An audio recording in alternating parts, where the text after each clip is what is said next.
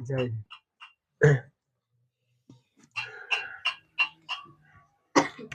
दिक्कत हो रहा है बैठे में, और दारी है ये न है, इससे बैठा ले वो आप बिछा लीजिए, एगो आप बिछा लीजिएगा कल से, ठीक। कौन एगो बिछा लेगा दारी।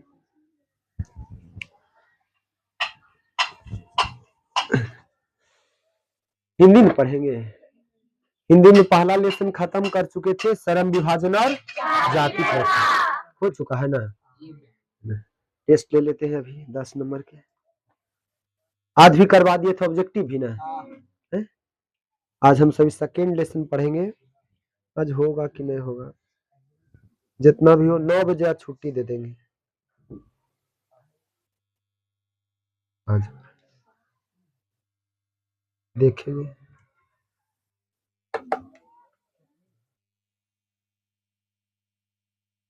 और खलिया को कौन नहीं आई अभी,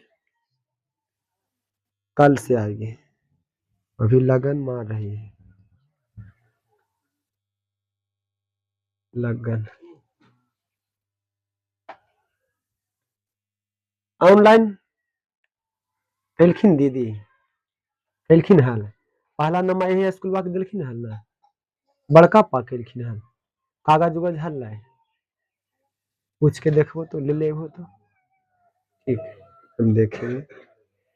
चलिए बाबा, हम सभी पहला लेसन पढ़ चुके थे, श्रम विभाजन और जाति प्रथा, जिनके लेखक कौन है, डॉक्टर भीमराव अंबेडकर।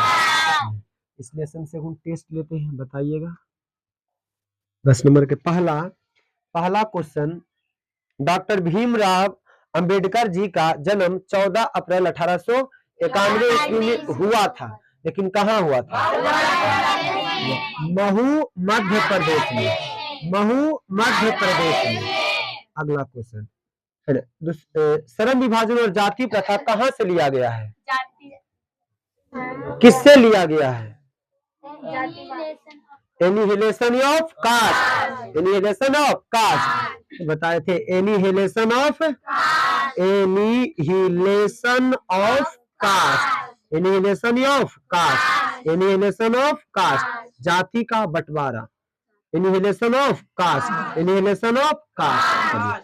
अगला क्वेश्चन है ना, डॉक्टर भीमराव अंबेडकर जी की मृत्यु किस वर्ष हुआ, 1956 ईस्वी में, 1956 ईस्वी में, 1956। अगला क्वेश्चन 1956। अगला क्वेश्चन बताइए कि डॉक्टर भीमराव अंबेडकर जी का पूरा नाम क्या है, doctor Bhimrao, doctor Bhimrao Ramji Ambedkar, Ramji Ambedkar. Doctor Bhimrao Ambedkar का पूरा नाम क्या है, डॉक्टर भीमराव रामजी अंबेडकर। चलिए अगला क्वेश्चन, इनके पत्नी का नाम क्या था, रमाबाई, क्या था, रमाबाई, पत्नी का नाम रमाबाई, पत्नी का नाम रमाबाई, पत्नी का नाम रमाबाई, पत्नी का नाम रमाबाई, पत्नी का नाम क्या था, रमाबाई, रमाबाई। और माँ का नाम भीमाबाई, और पिताजी का नाम रामजी सतपाल, पिताजी का नाम रामजी सतपाल, रामजी सतपाल। चलिए अगला, डॉक्टर भीमराव अंबेडकर ने कुल कितना डिग्री प्राप्त किया, 32 डिग्री, नहीं आया था लेकिन है ना, कितना डिग्री दिया, 32 डिग्री। चलिए अगला क्वेश्चन, अगला क्वेश्चन, बुद्धिज्म एंड कम्युनिज्म के राइटर कौन है, doctor Bhimrao Ambedkar, doctor Bhimrao, doctor Bhimrao Ambedkar, doctor Bhimrao, doctor Bhimrao Ambedkar, doctor Bhimrao, doctor Bhimrao, doctor Bhimrao Ambedkar, doctor Bhimrao Ambedkar. अगला क्वेश्चन बताइए कि इनका जन्म किस वर्ष हुआ, 14 अप्रैल 1891 ईस्वी में, 14 अप्रैल 1891। अगला, डॉक्टर भीमराव अंबेडकर किनके प्रोत्साहन पर लंदन गए थे? किनके प्रोत्साहन पर? बड़ौदा नरेश के प्रोत्साहन पर। किनके प्रोत्साहन पर? बड़ौदा नरेश के प्रोत्साहन पर। बड़ौदा नरेश के प्रोत्साहन पर। बड़ौदा नरेश के प्रोत्साहन पर। लास्ट क्वेश्चन बोलिए कि बुद्धा एंड हिज धम्मा के लेखक कौन है? बुद्धा एंड हिज धम्मा के लेखक कौन है?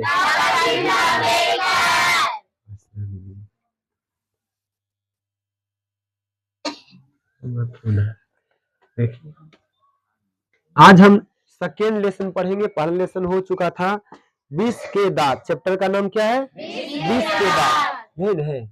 चैप्टर सेकेंड हिंदी का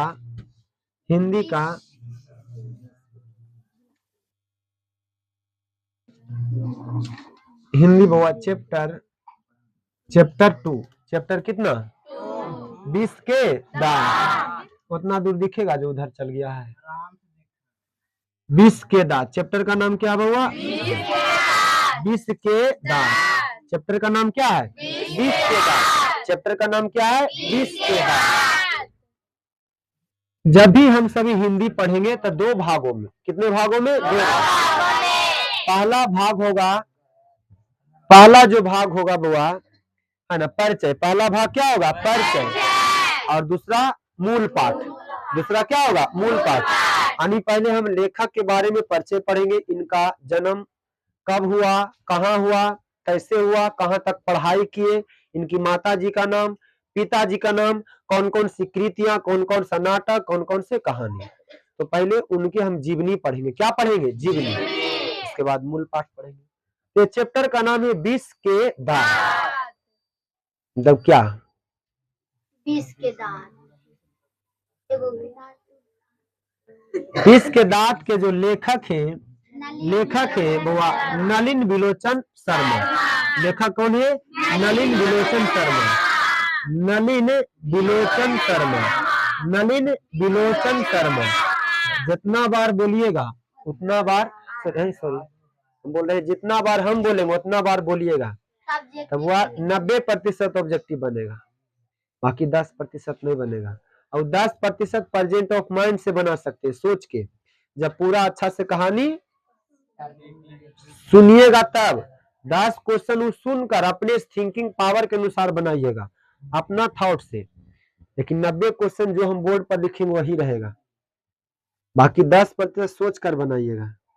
तो देखो यहाँ पर चैप्टर का नाम है 20 के दांत। चैप्टर का नाम क्या है? 20 के दांत। 20 मतलब जहर। के मतलब दांत। दांत माने? लेकिन ये बउआ अर्थ यहाँ पर नहीं होता है।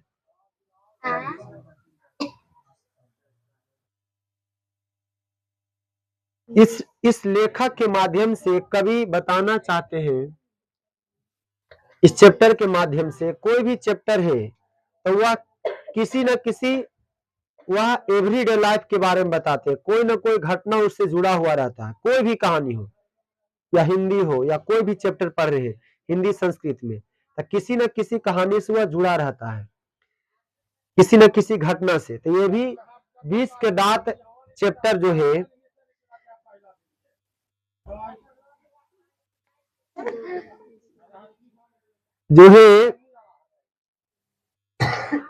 देखिए, बुक लाइए, बुक देखे, एक बुक लाओ, जहां पर डबल है वहां पर से लाइए। न है वहां पर है, लाओ। देखिए, आपका चैप्टर का नाम है 20 के दांत। चैप्टर का नाम क्या है? 20 के दांत। यहाँ पर वह नलिन विलोचन शर्मा इस माध्यम से, चैप्टर के माध्यम से बताएंगे कि आज का जो मनुष्य है, देखो यहाँ पर अलग तर्क होगा। आज का जो मनुष्य है, आज का जो मनुष्य है वो 20 से भी बढ़कर है। हाँ, जहर में जहर बउआ, सांप के भी जहर से अगर कोई जहर है तो कौन है बउआ? मनुष्य है। क्या है? मानव है, मनुष्य सबसे जहरीला है। क्या है? हाँ, मनुष्य है। कौन है बुआ? मनुष्य। समझ गया ना? यहाँ देखो, हल्ला कीजिएगा तो फिर नहीं समझ पाएगा। यहाँ पर हम हेडिंग समझा रहे बुआ, विष के दांत। विष मतलब जहरीला, जहर होता है, पॉइजन होता है। लेकिन ये विष का अर्थ यहाँ पर मानवता से कभी जोड़ते हैं कि वह सांप काट लेगा या कोई भी, तो उससे भी ज्यादा अगर जल्दी फैलेगा तो आज का मनुष्य है। अगर सांप काट भी लेता तो 1 घंटा के बाद मरिएगा, 10 मिनट के बाद मरिएगा। लेकिन मनुष्य ऐसा मारेगा जहर की 1 सेकंड में एकदम मर जाइएगा। मार दे बंदूक से, बताइए, खत्म। मार देगा तोप से, खत्म। मार देगा परमाणु बम से अटैक, पूरा विनाश। तो बुआ सबसे ज्यादा अगर विनाशकारी है तो बुआ जीव से भी सबसे ज्यादा, जीवों में जीव सबसे ज्यादा विखधर रखने हैं तो कौन है? मनुष्य। हाँ, इसलिए हम बार बार उदाहरण देते हैं कि बुआ हम उस सबसे नहीं डरते हैं। खाली भूत से, न पिशाच से, न डाकनी से, न पिचासनी से, न चुड़ैल से, न डाइन से। हम सिर्फ मनुष्य से डरते हैं, न सांप से, न बिल्ली से, किसी से नहीं डरते हैं। खाली हम डरते हैं मनुष्य से। भूत को देखे। पहले भी बताते रहते कि नहीं, वो सबसे ज्यादा अगर विषैला कोई है, जहरीला बुआ, कि इसका अगर आपको डस लेगा तो 1 सेकेंड में आप फर से फरफरा जाइएगा। कोई मौका नहीं इसमें। मनुष्य कोई भी क्षेत्र, एवरीडे लाइफ में भी आपको धोखा दे सकता है। वहां पर फरफराते रहिए, जिंदगी भर नहीं हुआ है। जैसे देखो अमित के मिला हुआ है, अमित। अब हाँ कुछ है बताओ, सही बात है, जिंदगी में सफलता नहीं पाइएगा। देखो जो बच्चा 9, 10, 11, 12 में अपने माता पिताजी के नाम को, ये 4 साल जो होता है 9, 10, 11, 12, लड़का या लड़की को रख ऐसा मन में उत्पन्न होता है विचार कि हम है जो कोई नहीं, हम है जो कोई नहीं। और विचार क्या आता है, और थिंकिंग क्या आता है कि काश ऐसा हो जाता, काश क्या हो जाता, ऐसा हो जाता। लेकिन वो माता पिता के विरोध में ही सोचेगा, उनका माता पिता नहीं चाहेंगे। 4 साल का जो एज होता है 9, 10, 11, 12, अगर ये 4 साल में बच्चा संभर गया तो आने वाला जितना भी साल होगा आपके लिए अच्छा होगा। तो अनुरोध है आप सभी से कि 4 साल ऐसा कोई वर्क नहीं कीजिए, ऐसा कोई काम नहीं कीजिए जिससे समाज में आपके मम्मी पापा का नाम, आपके मम्मी पापा का सर हो जो नीचा हो। समझ गए ना? कि 4 साल आपके लिए बहुत ही महत्वपूर्ण है। कोई ऐसा वर्क नहीं कीजिए जो समाज में अपनी मम्मी पापा का नाम कटे, या आपके चलते मम्मी पापा का समाज में सर नहीं झुके। तो ऐसा कोई वर्क नहीं कीजिएगा, क्योंकि ये साल जो होता है मृग मरीचिका की तरह होता है। मृग मरीचिका के एकदम छटपटाते रहने वाला एज है, 9वीं से लेकर के 12th तक। बहुत सारे विचारधारा आपके मन में उत्पन्न होगा, काश ऐसा हो जाता, काश ऐसे होता तो कितना अच्छा होता। लेकिन जो भी सोचिएगा, वो जो आप सोचिएगा वो मम्मी पापा के विरोध ही सोचिएगा। कुछ ऐसा होता है तो ऐसा कोई वर्क, कोई ऐसा काम नहीं करना है। समझ गए? अब आ जाइए चैप्टर पर। चैप्टर का नाम क्या है? विष का दांत। तो यहाँ पर विष के बारे में पढ़ना है, विष के बारे में पढ़ना है। लेकिन आज बउआ कोई जीव से भी, सभी जीवों में सबसे ज्यादा अगर कोई विषैला है तो कौन है? आज का मनुष्य। उसी के संदर्भ में कहानीकार नलिन विलोचन शर्मा क्या करते हैं? लिखते हैं। तो हम सभी पहले क्या पढ़ते हैं? परिचय। क्या पढ़ते हैं? चलिए परिचय समझिए बुआ। परिचय समझ गए ना? ऐसा कोई काम नहीं करना है जिससे मम्मी पापा के नाम क्या हो? खराब हो, या समाज में उनका सर क्या हो गए? झुके, आपके चलते। समझ गया ना? चलिए आ जाइए परिचय में। कहा? चलो देखिए बुक, जहां जहां पढ़ेंगे बुक देखिएगा। नलिन विलोचन शर्मा का जन्म 18 फरवरी 1916 को, 18 फरवरी 1916, 18 फरवरी 1916 गलती बोल रहे हैं। अच्छा, हमारे सर भी हमको बोले थे, हम फॉलो करते आ रहे हैं। लेकिन बउआ मैट्रिक भी कर गए, इंटर भी, बीए भी कर लिए, पीजी भी कर लिए, बीएड भी कर रहे हैं। अभी तक बउआ वो सब ठोकराते जा रहे हैं। क्या करते जा रहे हैं? हाँ, हम आपको बोल रहे हैं, हमारे सर बोले थे और हम आपको ये बात बता रहे हैं। 9 से लेकर के 12 तक जो बच्चा संभल गया, आने वाला उसका जो जितना भी 35-40 साल गुजरने वाला है, अच्छा से गुजरेगा। समझ गए ना? वैसे में कोई बात नहीं। चलिए परिचय समझिए। परिचय में बउआ कोई भी चैप्टर हो, परिचय में बस इतना चीज जानेंगे। पहला, उनका जन्म कहाँ हुआ, जन्म कहाँ हुआ, पढ़ाई कहाँ तक किए, किस विषय से किए, उनके पापा जी का नाम, मम्मी जी का नाम, और कौन कौन सी उपन्यास, कहानी, नाटक लिखा। बस परिचय खत्म। इतना ऐसे ऑब्जेक्टिव आएगा। चलिए समझते हैं। नलिन बिलोचन शर्मा का जन्म जो हुआ 18 फरवरी 1916 ईस्वी में। 18 फरवरी 1916। अमृता एकदम टोन में आ जाइए। हाँ, चलिए जन्म कब हुआ था? हुआ 18 फरवरी 1916 ईस्वी में। इसी प्रकार बोल रहे हैं 18 फरवरी 1916। जन्म कब हुआ था? हुआ 18 फरवरी 1916 ईस्वी में। उन्हें बोल रहे हैं अगर हमारे साथ साथ चलिएगा तो मैं दावा के साथ कह सकता हूं कि 90 क्वेश्चन जो बोर्ड पर लिखा रहेगा वही रहेगा। बाकी 10% वो अध्ययन सुनिएगा तो अपने आप बनेगा। या चाहे कोई भी बुक हो, अगर इंग्लिश भी हम पढ़ाएंगे तो इंग्लिश में भी बनेगा। इंग्लिश अगर बुक पढ़ाएंगे तो वहां पर भी इंग्लिश से नहीं बनेगा, चाहे कोई भी। हमारा उद्देश्य यही है कि वह 50% यहाँ याद हो क्लास में। तो इनका जो जन्म हुआ 18 फरवरी 1916 ईस्वी में पटना के बदर घाट में हुआ। पटना के बदर घाट में जन्म कहाँ हुआ? पटना के बदर घाट में।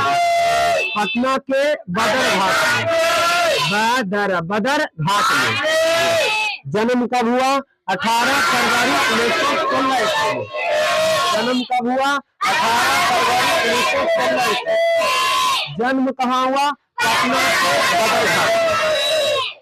वे जनमाना भोजपुरी भाषा के थे। वे दर्शन और संस्कृत के प्रख्यात विद्वान महोपाध्याय पंडित रमावतार शर्मा के ज्येष्ठ पुत्र थे। तो इनके पिताजी का नाम क्या था? हुआ पंडित रमावतार शर्मा। पंडित रमावतार शर्मा। हाँ, वो इनके पिताजी का नाम क्या है? पंडित रमावतार। बस बोलिए रमावतार शर्मा, रमावतार शर्मा या पंडित रमावतार शर्मा। पंडित रमावतार शर्मा, पंडित रमावतार शर्मा, पंडित रमावतार शर्मा। समझ गए ना क्या हुआ है? पिताजी का नाम पंडित रमावतार शर्मा। ज्येष्ठ मतलब क्या होता है? बड़ा। कहते ज्येष्ठ है, ज्येष्ठ है, मेरे ज्येष्ठ है। ज्येष्ठ मतलब क्या होता है? सबसे बड़ा। ये कहा है, ये कहते हैं मेरा ज्येष्ठ पुत्र हुए। ज्येष्ठ मतलब हुआ बड़ा पुत्र। ज्येष्ठ मतलब, चलिए तो पंडित रमावतार शर्मा जी के हुआ बड़ा बेटे थे। चलिए आगे। माता जी का नाम रत्नावती शर्मा। माता जी का नाम क्या है? माता जी का नाम रत्नावती शर्मा। माता जी का नाम, माता जी का नाम। जन्म कब हुआ? जन्म कब हुआ? 18 फरवरी 1916। कहाँ हुआ? पंडित रमावतार शर्मा। आ जाओ आओ ना। तो मतलब सब सब एक बार बोलिए नहीं। आज बर्थडे आकाश के है। एक बार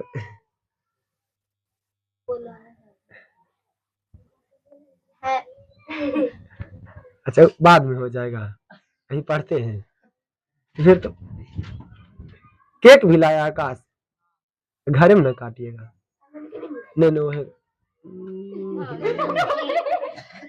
तो रात में हो जाएगा, कख नहीं काटेगा। गौतम भैया भी कल गया था, घर में काट लेना है इसलिए। तो लेट न हो जाएगा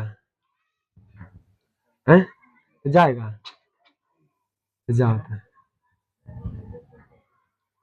जान ये सब हो जाएगा, हम संभाल देंगे जान। जा कहाँ पर, वो नयका रूम में ना हो, वहीं पर ना, वहीं पर कर लीजिए। लेकिन रहेगा कौन, सब दोस्तवा तो इतना है, फिर अच्छा लगेगा ना।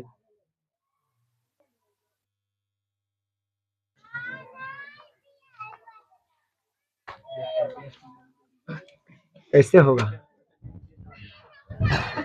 तो पर्चे खाली पढ़ा दे हैं? पढ़ाए हैं? जाना है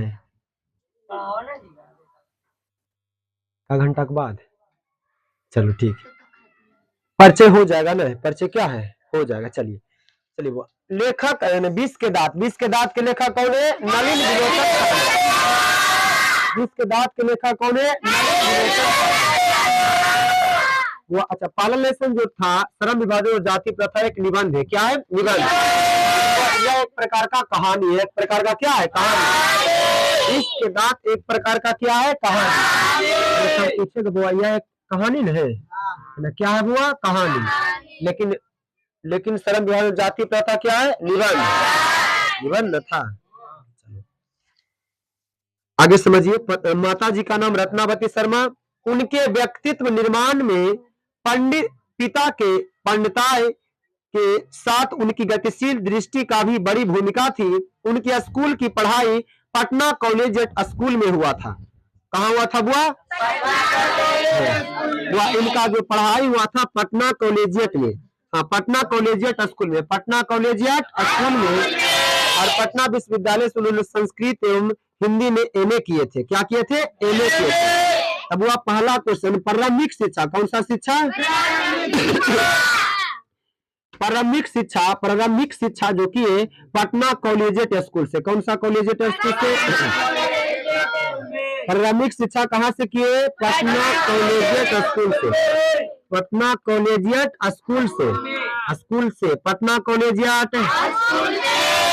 प्रारंभिक शिक्षा कहाँ से किए? पटना कॉलेजिएट स्कूल से। उसके बाद पटना विश्वविद्यालय से संस्कृत और हिंदी में एमए किए। आप जब बीए देखो, मैट्रिक पास कीजिएगा तो आगे इंटर में 12th में 3 क्षेत्र आएगा। पहला आएगा आईए, पहला क्या आएगा? आईए। दूसरा आएगा आईएससी, क्या आएगा वो? आईएससी। उसके बाद आएगा आईकॉम। ए हल्ला एकदम जितना बेंग है, जितना बेंग के समझता है, जितना बेंग के तराजू पर तौलना, बात उसके साथ बराबर है। बताओ, जब बेंग के रखेगा तराजू पर उछल के भाग जाएगा। तो कितनो कुछ करो वो तौलाएगा है? तौलाएगा वो? रख दो ऐसे, कांटा उठाएंगे फिर वो भाग जाएगा। इसी प्रकार में अच्छा से तौला पाएगा? नहीं पाएगा। वो रखिएगा, छोड़िएगा, उछल जाएगा। तो उनको समझाना, जितना बेंग के तराजू पर तौलना, बात क्या है? वह प्रारंभिक शिक्षा जो कि कहाँ से किए हुआ? पटना से। हाँ, ये बता रहे थे जब 12th में जाइएगा मैट्रिक पास करके तो 3 क्षेत्र आपको दिखेगा। पहला आईए, आईएससी, आईकॉम। आईए, आईएससी, आईकॉम। आईए मतलब जो आर्ट्स स्टूडेंट होता है उसे हम आईए बोलते हैं। कहाँ पढ़ते? 12th। कुछ हो जानेगा, ये जानेगा उसको 1,01,000 रुपया देंगे, खाली हमारे ट्यूशन ला जानेगा। अब बाकी जो नाम लिखा है अभी पूछ लो। अच्छा, जो हमारे ट्यूशन में पढ़ा वो सब जानता है, सब जानता है, लेकिन गांव वाला अधिकतर नहीं जानता, बस 2 को जानता है। खाली 12th हम जानते हैं। 12th कहाँ कोचिंग पढ़ता है? 12th में उन्हें बताएगा कि हम आईए में है कि आईएससी में, की लगभग बच्चा पता नहीं रहता है, बोलेगा 12th में पढ़ रहे हैं। तो आईए मतलब हुआ intermediate of arts, intermediate of arts. ISC मतलब इंटरमीडिएट ऑफ साइंस। आईकॉम मतलब इंटरमीडिएट ऑफ कॉमर्स। क्या होगा? कॉमर्स। तो 3 सेक्टर आपको दिखेगा। उसके बाद जब आप ग्रेजुएशन में जाइएगा, स्नातक बोलते हैं इसको। क्या बोलते हैं? स्नातक। क्या बोलते हैं? स्नातक। क्या बोलते हैं? इंग्लिश में ग्रेजुएशन। तो यहाँ पर भी 3 क्षेत्र। पहला बीए, क्या पहला क्या है? बीए। और दूसरा बीएससी, दूसरा क्या है बीएससी, और तीसरा हुआ बीकॉम, तीसरा क्या हो जाएगा बीकॉम, तीसरा क्या है बीकॉम, तीसरा क्या है। तब बीए मतलब जो आर्ट्स से लेता है, bachelor of arts, bachelor of arts. उसके बाद BSc, BSc bachelor of science, और बीकॉम मतलब bachelor of commerce, bachelor of. उसके बाद और आगे जाइएगा पीजी कीजिएगा तो आपको 3 क्षेत्र फिर समझ में आएगा, मतलब फिर मिलेगा 3 सेक्टर। पहला एमए, पहला क्या हुआ एमए, उसके बाद एमएससी, उसके बाद एमकॉम, क्या हुआ एमकॉम। तीनों समझिए, इतना ही परिचय में आएगा सभी कवि का।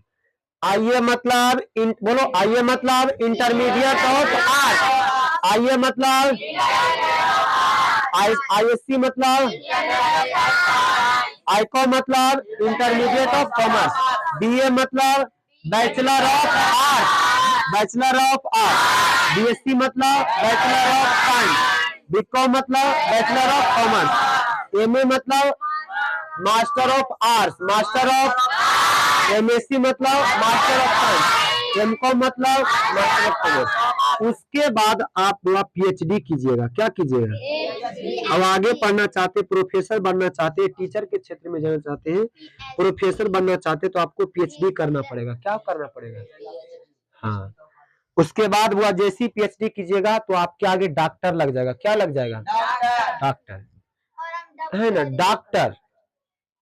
ये नहीं खाली तू सब समझता खाली डॉक्टर यही सुइया इंजेक्शन देता है वही देखता है। पढ़ाई के भी क्षेत्र में क्या, जैसे नहीं बोलते डॉक्टर भीमराव अंबेडकर बोलते हैं ना, क्यों लगा डॉक्टर, कि वह बहुत सारे उनके पास डिग्री है इसलिए उनको क्या कहा गया डॉक्टर। तो डॉक्टर है, साहित्य के डॉक्टर है, पढ़ाई के डॉक्टर है, इन्हीं खाली सर्दी बुखार वाला डॉक्टर होते हैं। पढ़ाई में भी आपको डॉक्टर लगेगा क्या, नहीं। हम तो अभी यही तक किए हैं, अभी ये नहीं किए हैं, बीएड हो जाएगा तब पीएचडी किए करेंगे, नौकरी लग गए चाहे माँ डिग्री लेते रहेंगे, समझ गया ना, नौकरी लग गए चाहे मत, है ना। अब पीएचडी करेंगे, उसके बाद ऐसे डॉक्टर लग जाएगा आगे पीएचडी, तो सर्जन बन जाएगा, नहीं कहते को सर्जन, तो कोई एक सब्जेक्ट के सर्जन बनेंगे, ऑपरेशन करने देखो मेन डॉक्टर होता है तो सिर्फ एक देखेगा, बाकी लंदिस फंदिस नहीं, नहीं कहता फिजिशियन है सर्जन है। अगर नॉर्मल होता है झोला छाप डॉक्टर, जो कुछ सर्दी हो गया तो वही सुइया वही बुखार इंजेक्शन, लेकिन एगो ऑपरेशन होता है कि वही ऑपरेशन करेगा। कान ला चीज है तो काने ला देखेगा, नाक बला है तो नाक के स्पेशलिस्ट हो जाएगा। उसी प्रकार पीएचडी कीजिएगा तो स्पेशलिस्ट हो जाएगा पर्सनल सब्जेक्ट का। तो अगर हम पीएचडी करेंगे तो हम मैथ के स्पेशलिस्ट बनेंगे, किसका, मैथ के, क्योंकि वो हमें आईएससी किए हैं, बीएससी किए हैं, एमएससी किए हैं यानी साइंस में। और साइंस मतलब अच्छा टीचर भी बनेंगे अभी 9-10 के, तब मैथिक बनेंगे, किसका बनेंगे 11-12 के बनेंगे, तब मैथ के बनेंगे, आगे भी पीएचडी। चलो ये सब अब देखिए यहाँ पर हम पढ़ा रहे थे, ये देखो ये किए बुआ, क्या किए हैं, है ना, एमए किए हैं, क्या किए हैं एमए, यानी नलिन विलोचन शर्मा क्या किए एमए, यानी master of art, master of art. तो एमए जो किए बउआ संस्कृत एवं हिंदी विषय से, कौन सा विषय से, संस्कृत एवं संस्कृत एवं हिंदी विषय से, संस्कृत एवं हिंदी विषय से, संस्कृत एवं हिंदी विषय से, संस्कृत एवं हिंदी विषय से। अच्छा कौन सा विश्वविद्यालय से, पटना विश्वविद्यालय से, कौन सा विश्वविद्यालय से, कौन सा विश्वविद्यालय से, पटना विश्वविद्यालय से, पटना विश्व, पटना विश्व कौन हुआ,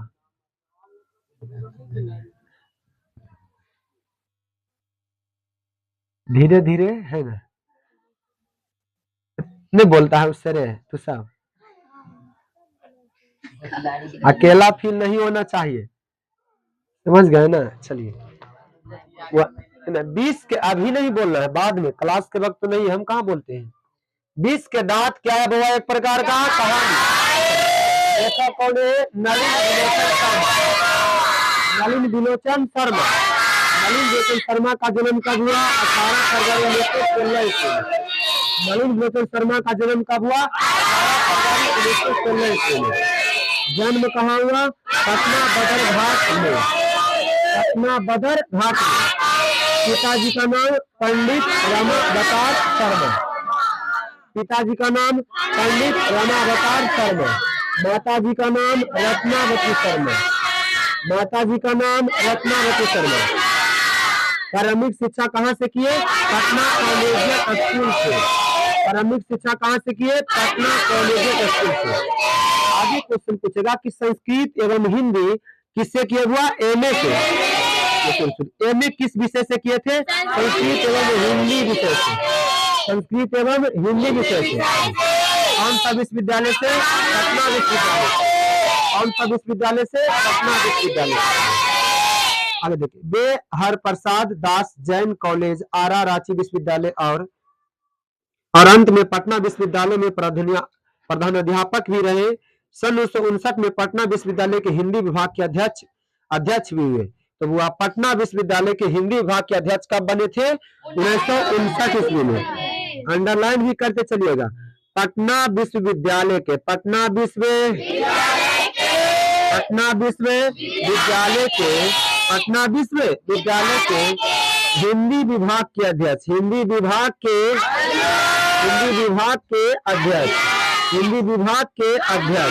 हिंदी विभाग के अध्यक्ष कब बने थे? हुआ 1959 ईस्वी में। अब हुआ इनका जो मृत्यु हो गया, मृत्यु कब हो गया? 12 सितंबर 1961 में।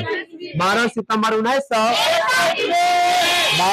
1961 ईस्वी में तो इनका क्या हो गया? मृत्यु हो गया। आगे पैराग्राफ चेंज। हिंदी कविता में प्रपदवाद के प्रवर्तक और नई शैली के आलोचक नलिन जी की रचनाएं इस प्रकार है। कौन कौन? देखिए रचना है। रचना से भी क्वेश्चन आपको पूछेगा। पहला दृष्टिकोण, कई एक बार परीक्षा में पूछा गया। इनकी प्रमुख रचना, रचना मतलब इनके द्वारा जो लिखा गया है। कहानी हो सकता है, नाटक हो सकता है, उपन्यासकार हो सकता है, पत्रिकाएं, ये सभी हो सकता है, ये सभी। तब वह पहला है दृष्टिकोण। ये परीक्षा में आपको पूछेगा कि दृष्टिकोण के लेखक कौन है? नलिन विलोचन शर्मा। साहित्य का इतिहास नहीं पूछेगा। मानदंड हिंदी उपन्यास, विशेषतः प्रेमचंद्र साहित्य, सभी उपन्यास से विशेषतः प्रेमचंद्र। साहित्य तत्व और आलोचना ये पूछेगा। साहित्य तत्व और आलोचना के लेखक कौन है? यह एक प्रकार का क्या है? उपन्यास। क्या है नाम हुआ? साहित्य तत्व और नहीं, साहित्य तत्व अलग है। आलोचना, वो आलोचना आलोचना एक प्रकार का क्या है? उपन्यास। आलोचना एक प्रकार का क्या है? उपन्यास। वो आलोचना के लेखक कौन है? नलिन विलोचन शर्मा। चलिए, आलोचनात्मक ग्रंथ 20 के दांत और 17 असंग्रहित पूर्व छोटी कहानियां हैं। चलो, आलोचनात्मक ग्रंथ 20 के दांत और 17 असंग्रहित पूर्व छोटी कहानियां हैं। कहानी संग्रह यानी वो एक प्रकार का कहानी संग्रह है। कैसा है? कहानी संग्रह। केसरी कुमार तथा नरेश के साथ काव्य संग्रह नकेन और प्रदत्त और नेकंदो सरल मिश्र ग्रंथावली, अयोध्या प्रसाद खत्री स्मारक ग्रंथ, संत परंपरा और साहित्य आदि संपादित ग्रंथ इनके द्वारा लिखा गया। चलिए रह दीजिए, आगे देखिए पैराग्राफ चेंज। आलोचकों के अनुसार प्रयोगवाद का वास्तविक प्रारंभ नलिन विलोचन शर्मा के कविताओं से हुआ है। चलिए यहाँ से अंडरलाइन कर लीजिए, पूरा परीक्षा पूछेगा कि आलोचकों के अनुसार प्रयोगवाद का वास्तविक प्रारंभ किनके कविताओं से हुआ है बउआ? तो नलिन विलोचन के कविताओं से। परीक्षा पूछेगा आलोचकों के अनुसार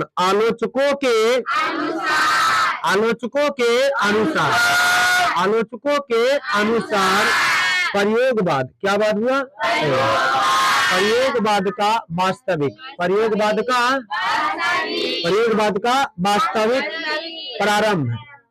का वास्तविक प्रारंभ किनके कविताओं में हुआ है? तो नलिन बिलोचन नलिन बिलोचन शर्मा के कविताओं में नलिन बिलोचन शर्मा के कविताओं में नलिन बिलोचन शर्मा के कविताओं में आलोचकों के अनुसार प्रयोगवाद का वास्तविक प्रारंभ किनके कविताओं में हुआ है? नलिन बिलोचन शर्मा के कविताओं में। नलिन बिलोचन शर्मा के कविताओं में क्वेश्चन पूछेगा, आगे देखिए। और उनकी कहानियों में मनोवैज्ञानिकता के तत्व समग्रता से उभर कर आता है। तो परीक्षा में अंडरलाइन कर दीजिए कि वह नलिन बिलोचन शर्मा के कहानियों में किसके तत्व समग्रता से, एकाग्रता से हुआ उभर कर आता? तो मनोवैज्ञानिकता का होता है। नलिन बिलोचन शर्मा के कहानियों में किसके तत्व समग्रता से हुआ, समग्रता से उभर कर आता है, उभर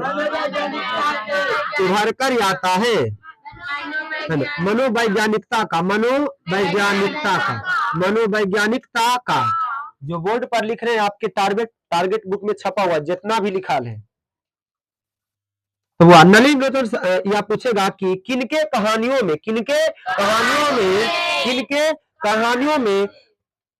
कहानियों में मनोवैज्ञानिकता उभर कर आता है? तो नलिन बिलोचन शर्मा के कविताओं में। या पूछेगा नलिन बिलोचन शर्मा के कविताओं में किसके तत्व समग्रता से उभर कर आता है? मनोवैज्ञानिकता का। आगे समझिए। आलोचकों में वे आधुनिक शैली के समर्थक हैं। तो कैसे कवि है? वो आधुनिक कवि है। चलिए, नलिन बिलोचन शर्मा कैसे कवि है? कैसे कवि है? वो आधुनिक कवि है। कैसे कवि है? आधुनिक कवि। आधुनिक कवि सभी अरे कवि आधुनिक कवि शैली। चलो, आधुनिक शैली कवि, ठीक है। वे कथ्य शिल्प भाषा आदि स्तरों पर नवीनता से अग्राही लेखक थे। चलिए, बे से यहां तक थे कर अंडरलाइन कर दीजिए। वे कथ्य किस में हुआ? वे कथ्य अंडरलाइन कीजिए, कथ्य शिल्प तथा भाषा, कथ्य शिल्प तथा आदि स्तरों पर क्या थे? अग्राही थे, है ना? अग्राही थे। क्या थे बुआ? परीक्षा में आएगा कथ्य शिल्प तथा भाषा आदि स्तरों पर नवीनता से कौन अग्राही थे? लेखक का नाम क्या है? तो कथ्य शिल्प तथा भाषा आदि स्तरों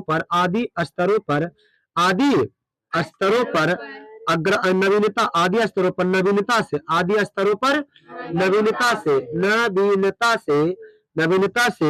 से अग्राही लेखक कौन थे? नलिन बिलोचन शर्मा। आगे देखिए। उनमें प्रायः परंपरागत दृष्टि एवं शैली के निषेध और आधुनिक दृष्टि का समर्थक। ये जो कवि है जो आधुनिक अपने लेसन में जो लिखते हैं आधुनिक विचारधारा को आधुनिक कहानी से जोड़कर बनाते हैं। आज के समय में कौन सी घटना हो रहा उससे अपने कहानी में लिखते हैं, तो आधुनिक को जोड़ करके लिखते हैं। आलोचना की उनकी भाषा गठी हुई और संकेतात्मक है।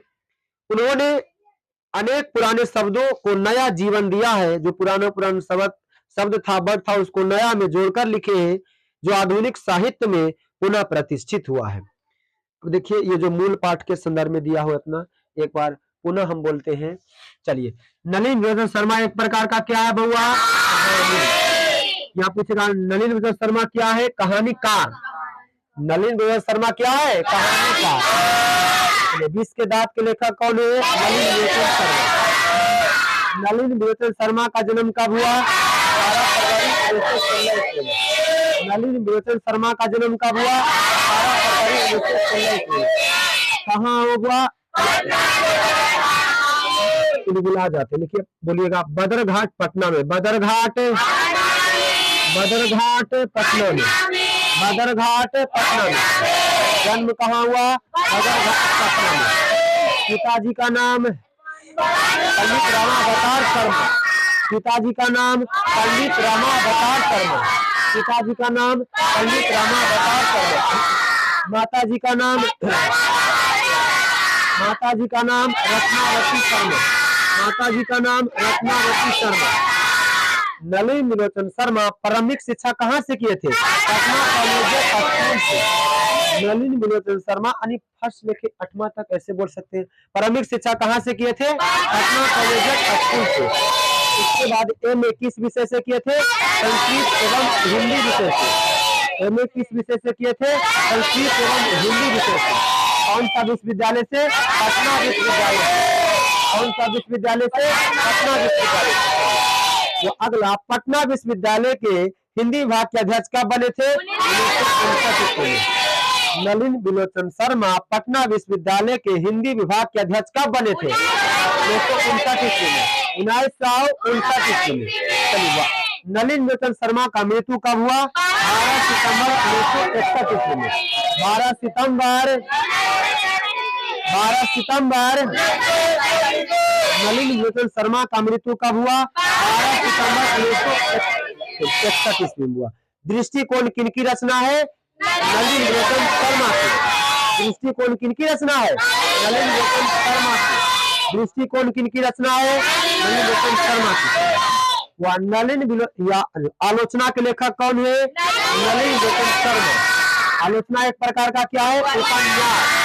आलोचना एक प्रकार का क्या है? उपन्यास। आलोचना एक प्रकार का क्या है? उपन्यास। मतलब आलोचकों के अनुसार प्रयोगवाद का वास्तविक परम किनके कविताओं से हुआ है? नलिन विलोचन शर्मा के कविताओं से। इसलिए आलोचकों के अनुसार प्रयोगवाद का वास्तविक प्रारंभ किनके कविताओं से हुआ है?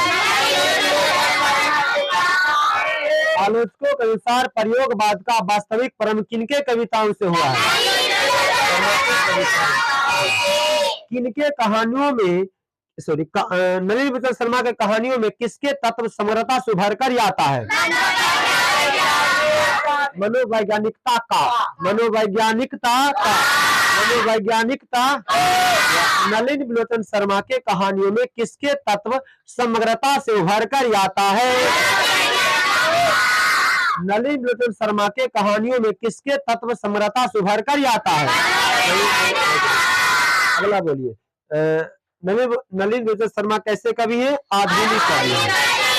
वह कथ, शिल्प तथा भाषा आदि स्तरों पर अग्राही नवीनता से कौन थे? नलिन विलोचन शर्मा। कथ, शिल्प तथा भाषा आदि स्तरों पर नवीनता से अग्राही कौन थे? आपका परिचय खत्म हो गया। अभी जो नीचे दिया है वह लेसन के बारे में ही दिया हुआ है।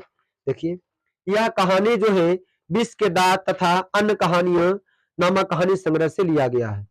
तो चलिए, जो विष के दांत किस लिया हुआ? अन्य कहानियों नामक कहानी संग्रह से लिया गया है। यह कहानी मध्यम वर्ग के है। वह किस वर्ग के? एक मिडिल क्लास फैमिली से यह कहानी जुड़ा हुआ है।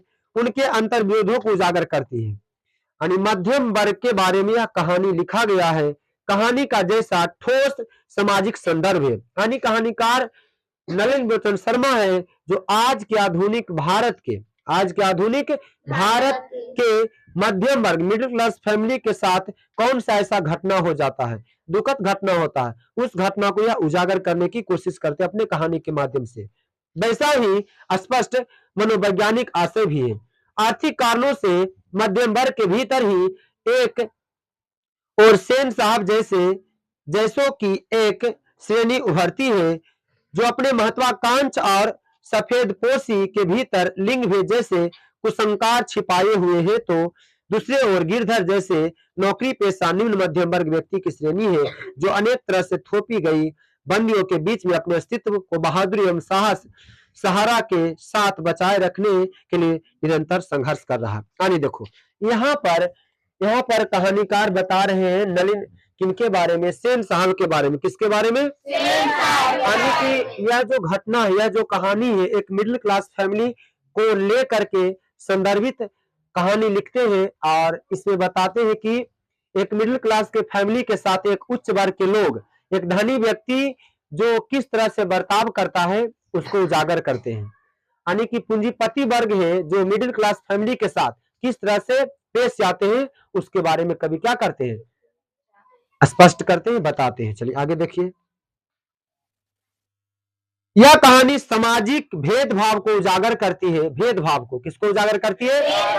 भेदभाव, लिंग भेद, आक्रामक स्वार्थ को की छाप में पलते हुए प्यार दुलार के कुपरिणामों को उभरती हुई सामाजिक समानता एवं मानवाधिकार की महत्वपूर्ण वनागी पेश करती है। आनी बुआ इसमें इसमें है ना भेदभाव की खेमा को बताया गया है। जो सेन साहब जो एक अमीर वर्ग से संबंधित है और एक जो मिडिल क्लास फैमिली के जो है कौन है, हुआ गिरधर लाल है। कौन है? गिरधर लाल।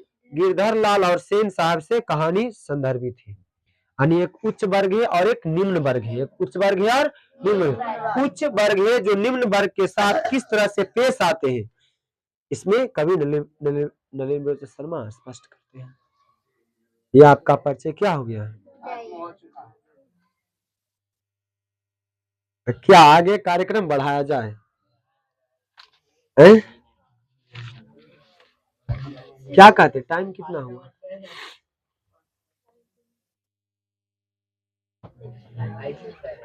7:21 हुआ है तो एकदम प्रेम पूर्वक रहिएगा तो 8:21 में खत्म हो जाएगा। क्या चाहते हैं? लेट हो जाएगा ना?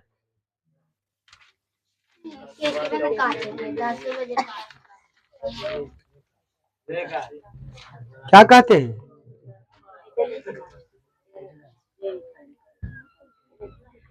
हाँ तो बस वही में संतोष और क्या अपने अपने करना है और कुछ है। हम समझ गए आप बोले जो वो हम अंतर्यामी है, खाली वही और कुछ नहीं विशेष है। अब मतलब सजाना उजाना ये सब काम नहीं है ना? हम तो वही तो बोल रहे थे। वो डाउन वो सब डाउन आदमी नहीं करता। लाइए एकदम गाड़ी पर केक काटिए, वो तो आकाश डाउन है बुआ। तो वो सब कोची वो सब जो घर में फैमिली रहता है वो सजावट पजावट करता है। डाउन बस ऐसी केतु पर ही काट दीजिए, नवो बाग में काट सकते हैं। समझ गए? अब वो डाउन वाला केक कटता है तो कोई खाता उता नहीं है, बस ऐसी वो फेंका जाता है। क्या हो जाता है? मारी उरी में ऐसे हो जाता है ना। आकाश डाउन है जी तक किसी को नहीं, कोई नहीं खाता है। बस ये है साथी, मतलब ये है ना, बस खत्म कहानी।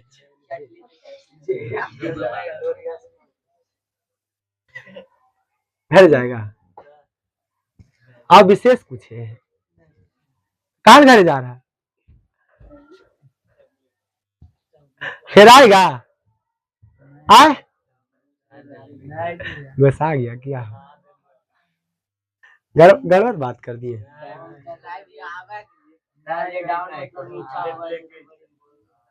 वो डाउन हम वो मेरा मतलब नहीं था। वो डाउन आकाश डाउन पावर ला बोल रहे थे। जेदू क्या हो गया? रोस्ट हो गया जी। हमारा ये संदर्भ अच्छी नहीं मतलब था।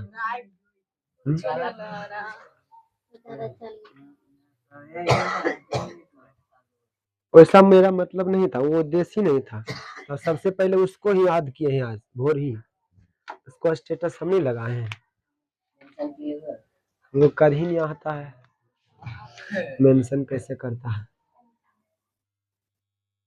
तो ये आपका परिचय क्या हो गया? दैंड परिचय क्या हो गया बुआ? लेसन पढ़ा दे क्या? खत्म कर दे? आपको 1 घंटा लगेगा। क्या कहते बोले? खत्म कर देना। काहे चल गया? हम कुछ किए हैं? ज्यादा कुछ बोल दिए जी।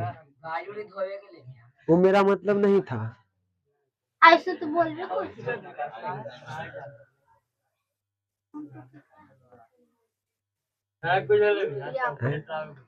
चॉकलेट हमारा वो मतलब ही नहीं था। चलिए तो इसको और एक बार बोल दे कि खत्म करें। एक बार और बोल दे। क्या कहते हैं? अरे बोलो ना रे। ये तो हमको अच्छा नहीं लगता है। एक बार और मार दे, फुहारा मार दे। जो कौची बोलता है। आपने बोला था आपने मजा आ रहा। अरे कम से कम कस के बोलो। स्कूल वाला हाल करता है। मैंने से पूछ रहा जमीन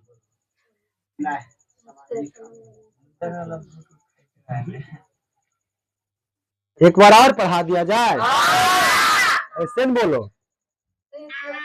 वो धीरे धीरे एक बार ये हम तड़ेले फिर चल जाएंगे। आज ही मारे हैं, आज ही मारे 3 4 5 गो के, यही में गप कर रहा था। लड़का में 2 गो लड़की को मारे, हम कस के मार दिए। वो चंदा को मारे, एगो उसको मारे, लाल लिखे। हाँ एगो लड़का भी मारे। चलिए एक बार फिर से बोलते हुआ परिचय। 20 के दांत बुआ क्या है? कहानी है। लेखक कौन है? नलिन विलोचन शर्मा। 20 के दांत के लेखक कौन है? नलिन विलोचन शर्मा। इनका जन्म कब हुआ? 18 फरवरी 1916 ईस्वी में। जन्म कब हुआ? 18 फरवरी 1916 ईस्वी में। जन्म कहाँ हुआ? बंदरघाट पटना में। जन्म कहाँ हुआ? बंदरघाट पटना में।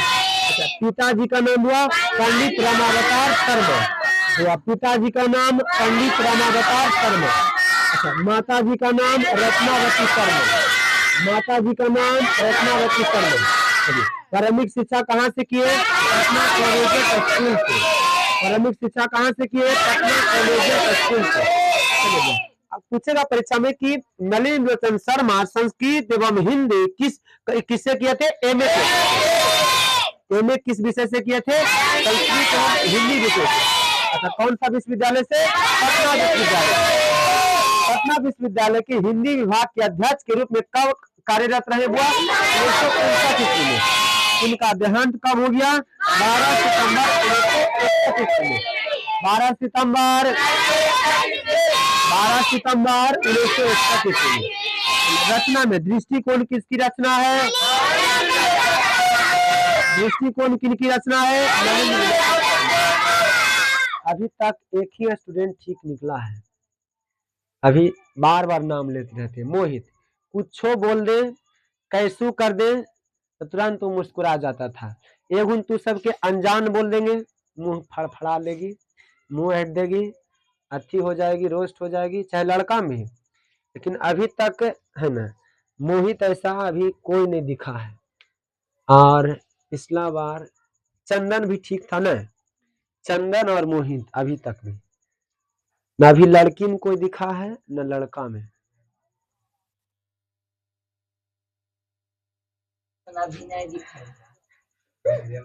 है ना, अभी 2 स्टूडेंट ठीक था। चलिए हाँ हो गया हुआ। उसके बाद दृष्टिकोण किनकी रचना है? नलिन विलोचन शर्मा की।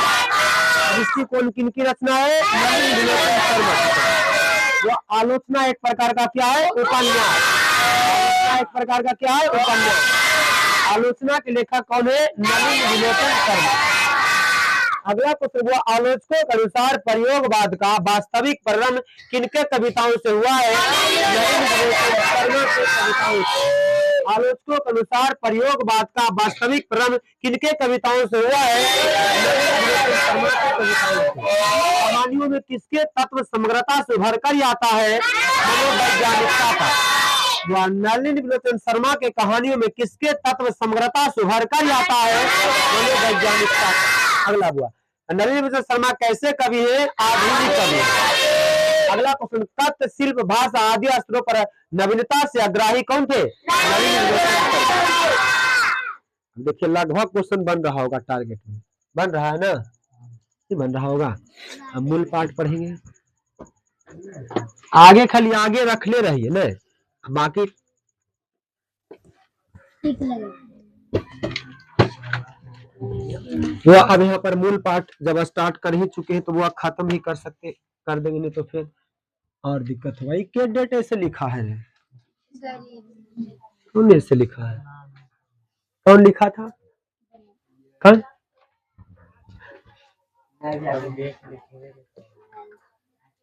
कोई बाल लिखा हो। चलिए यहाँ पर देखिए वो लेसन स्टार्ट कर रहे हैं, बन रहा है ना।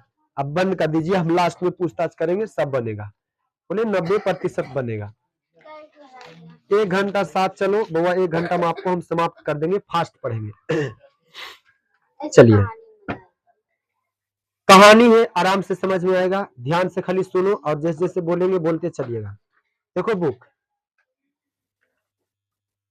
वो सेन साहब की नई मोटर कार बंगले के सामने बरसाती में खड़ी है।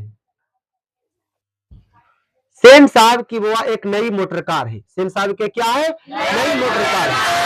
तो इसको भी क्वेश्चन पूछ सकता था, बताइए मोटर कार किसकी है बुआ? मोटर कार किसकी है? मोटर कार किसकी है? जितना बार बोले उतना बार बोलिएगा। किनका बुआ? सेन साहब। सेन साहब की। वह कहाँ खड़ा है? बंगले के सामने। बंगले के सामने बरसाती में। बंगले के सामने, बंगले के सामने, बंगले सब्जी बनेगा कि चोखा खाएगा? सब्जी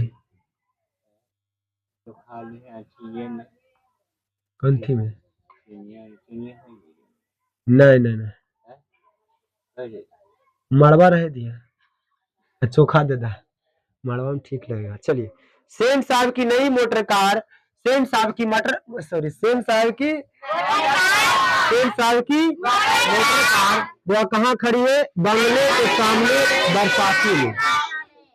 बरसात में, बरसाती में वह है ना, बंगले के सामने बरसाती में। बंगले समझते हैं ना, घर के सामने। आगे, काली चमकती हुई। चलिए, इसका जो कलर है कैसा है? मोटर कार का रंग कैसा है? काली। मोटर कार का रंग कैसा है? काली। मोटर कार का रंग कैसा है? काली। काली है और चमकती हुई दिखलाई पड़ रही है। कैसे हुआ? काली चमकती हुई दिखलाई पड़ रहा है। आगे, जो कोयल घोष में एक कब उड़ जाए? सॉरी, काली चमकती हुई स्ट्रीमल इंड जैसे कोयल घोंसले में कब उड़ जाए? यानी बुआ इसका जो कलर है स्ट्रीमल इंड का, कैसा है बुआ? स्ट्रीमल इंड का। ये बुआ कैसा है? स्ट्रीमल इंड का। स्ट्रीमल इंड का। चलिए, तो बताइए मोटर कार किसका है? सेन साहब। गाड़ी कहाँ खड़ा हुआ है? बंगले के सामने बरसाती में। चलिए, कैसा है बुआ कलर? काला। स्टीमल इंड की, स्टीमल इंड की। चलिए आगे देखिए, सेन साहब को इस कार पर नाज है। सेन साहब को इस कार पर क्या है? बताओ सेन साहब को, बताइए सेन साहब को किस पर नाज है? सेन साहब को किस पर नाज है? सेन साहब को किस पर नाज है? सेन साहब को किस पर नाज है? किस पर नाज है? अपने कार, अपने कार पर। सेन साहब को किस पर नाज है? सेन साहब को किस पर नाज है? अपने कार पर। बिल्कुल नई मॉडल की है और 7,500 की है ना? कितना हजार के? 7,500 के। चलिए, मोटर कार की कीमत कितना है? मोटर कार की कीमत कितना है? 7,500, 7,500, 7,500, 7,500, 7,500 के। मोटर कार कितना का है? 7,500 का। सेन साहब को किस पर नाज है? अपने कार पर। कैसा है? Steamer end. कलर कैसा है? काली चमकती हुई है ना? कहाँ खड़ा हुआ है? बंगले के सामने बरसाती में है ना? किसका कार है बुआ? सेन साहब। सेन साहब की क्या है? Motor car. ऐसे पूछे, कैसे बुलाए बिहार बोर्ड। चलिए, काला रंग चमक ऐसी कि अपना मुंह देख लो। ऐसा काला कि वो आपका चेहरा भी उसमें क्या हो जाएगा? दिख जाएगा। काला है लेकिन उसमें चेहरा भी क्या हो जाएगा? दिख जाएगा। हाँ, ऐसा है, एकदम साफ सुथरा है, 1% उसमें गंदगी नहीं है, उसमें धूल कण एकदम नहीं लगा हुआ है। उकार में एकदम जान से बढ़ के एकदम उसको रखते हैं। किसको? कार को। अपने कार को न कार। चलिए आगे देखिए, कहीं पर एक धब्बा दिख जाए तो क्लीनर और सोफर की सामत ही समझो। सोफर, सोफर वो ड्राइवर है। सोफर क्या है? ड्राइवर। चलिए, तो मोटर कार के ड्राइवर का नाम क्या है? मोटर कार के ड्राइवर का नाम क्या है? सोफर नाम है। अगर उसमें गंदगी दी गया तो सोफर का कोई खैरियत नहीं है। हमारे में कौन गाना बजता है? यही बजता है, ये बजता है। खैरियत पूछो ना मेरी हैसियत पूछो, तुम्हारे बिन दीवाने का क्या हाल है। मैं बहुत अच्छा ये फिल्म था, लेकिन बताओ इसे मार दिया। इतना अच्छा तक हीरो अभी तक नहीं हुआ है। और बिहार के ही थे सुशांत सिंह राजपूत, बहुत ही अच्छा थे, लेकिन है ना कैसे कैसे उसको उनका ही लगाना है ना है। बताइए कचुमरिए उसका भी अच्छा अच्छा गाना है ना है? देखा है? नहीं देखे हैं? आप देखे हैं? उसी खेसारी लाल के फिर हम लगल रहता है सब। खेसारी लाल ने तो पवन सिंह अभी गायब हो गया, अब आ गए आशीष यादव सुन रहे ये सब। अभी खेसारी लाल के फेरा में लगल है, अब पवन सिंह के फेरा में, अब रोशन रोही के फेरा में लगी है नहीं तो आशीष नंदन। अब वही सब गायब हो गया कि नहीं? पवन सिंह, खेसारी लाल और कौन कौन लाल है, मेरा हुआ चाहे मनोज तिवारी, सब अब गायब हो गए। चलिए अब ये सब नेता बन गए, संसद में चल गए, तब कुछ ही निकालेगा, टाइम ही नहीं मिलता है। चलिए हाँ हाँ चलिए एक बार पुनः बोलते हुआ, मोटर कार किसकी है बउआ? Same car. मोटर कार किसकी है? Same car. मोटर कार कहाँ खड़ी हुई है? बंगले के सामने बरसाती में, बंगले के सामने बरसाती में, काली चमकती हुई, काली चमकती हुई। कंपनी का नाम स्टीमर इंड है। कंपनी क्या है? स्टीमर इंड। बउआ सेन साहब को किस पर नाज है? अपनी कार पर। सेन साहब को किस पर नाज है? सेन साहब को किस पर नाज है? अपने कार पर। कार की कीमत कितना है? 7,500। कितना है बोल ना? कार की कीमत कितना है? 7,500। ड्राइवर का नाम क्या है? ड्राइवर का नाम क्या है? ड्राइवर का नाम क्या है? अगर कार पर धूल दिख जाए, धब्बा दिख जाए तो वो इसको कोई खैरियत नहीं है, एकदम जे भी होगा खरा खोटा ये सुनेगा। कौन? सोफर। किसके मुंह से? सेन साहब के मुंह से। आगे समझिए। मेम साहब की सख्त ताकीद है कि खोखा खोखी गाड़ी के पास भटकने ना पाए। खोखायार खोखी, खोखायार खोखायार खोखी, तो वह खोखा खोखी, खोखा मतलब बेटा हुआ, खोखी मतलब बेटी हुआ। होवे क्या आता है कुछ?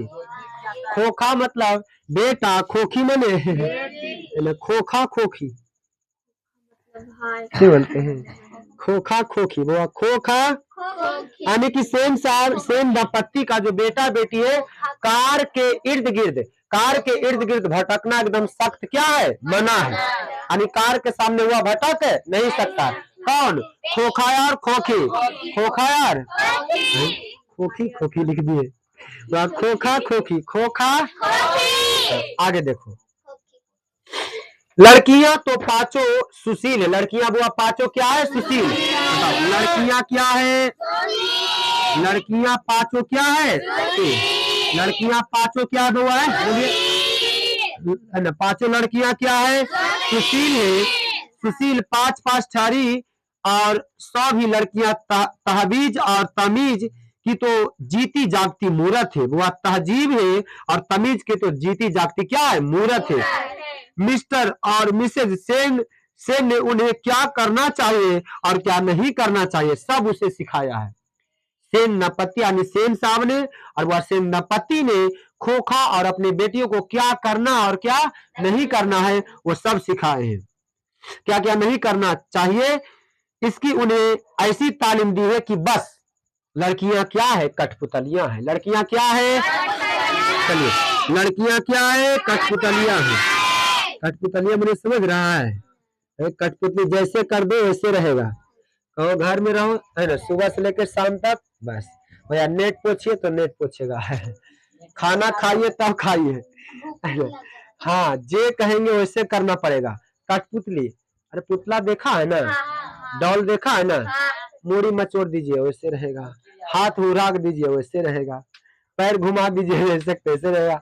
तो वह यहाँ पर ही घर का अलगे नियम में है, घर का क्या है अलग नियम है। मतलब पांचों जो बेटियां हैं किसकी, सेन साहब का, वह कठपुतली के समान है, यानी माता पिता जैसे कहेंगे मतलब अलग ही व्यवहार है, उनका घर का अलग ही रीति रिवाज है, बेटा के लिए अलग है और बेटी के लिए अलग है, दोनों के लिए अलग अलग नियम है, लेकिन ऐसा नहीं होना चाहिए। कठपुतलियां और वे अपने माता पिता को इस बात पर गर्व है कि वे कभी किसी के चीज को तोड़ती फोड़ती नहीं है, यानी बेटी बउआ वो तोड़ती फोड़ती नहीं है, वे दौड़ती है और वे खेलती है, लेकिन सिर्फ शाम के वक्त, और चूंकि उन्हें सिखाया गया कि ये बातें उन्हें सेहत के लिए जरूरी है। वे ऐसी मुस्कुराहट अपने होठों पर ला सकती है और सोसाइटी के तरकियाएं भी उनसे कुछ सीखना चाहे तो सीख ले, पर उन्हें खिलखिलाकर किलकारी मारते हुए किसी ने सुना नहीं है। लेकिन सेन साहब की बेटियां वो किसी ने नहीं देखा कि कब हंसती है, कब खेलती है, कब ये कैसी करती है, वो नजर ही नहीं पड़ता है।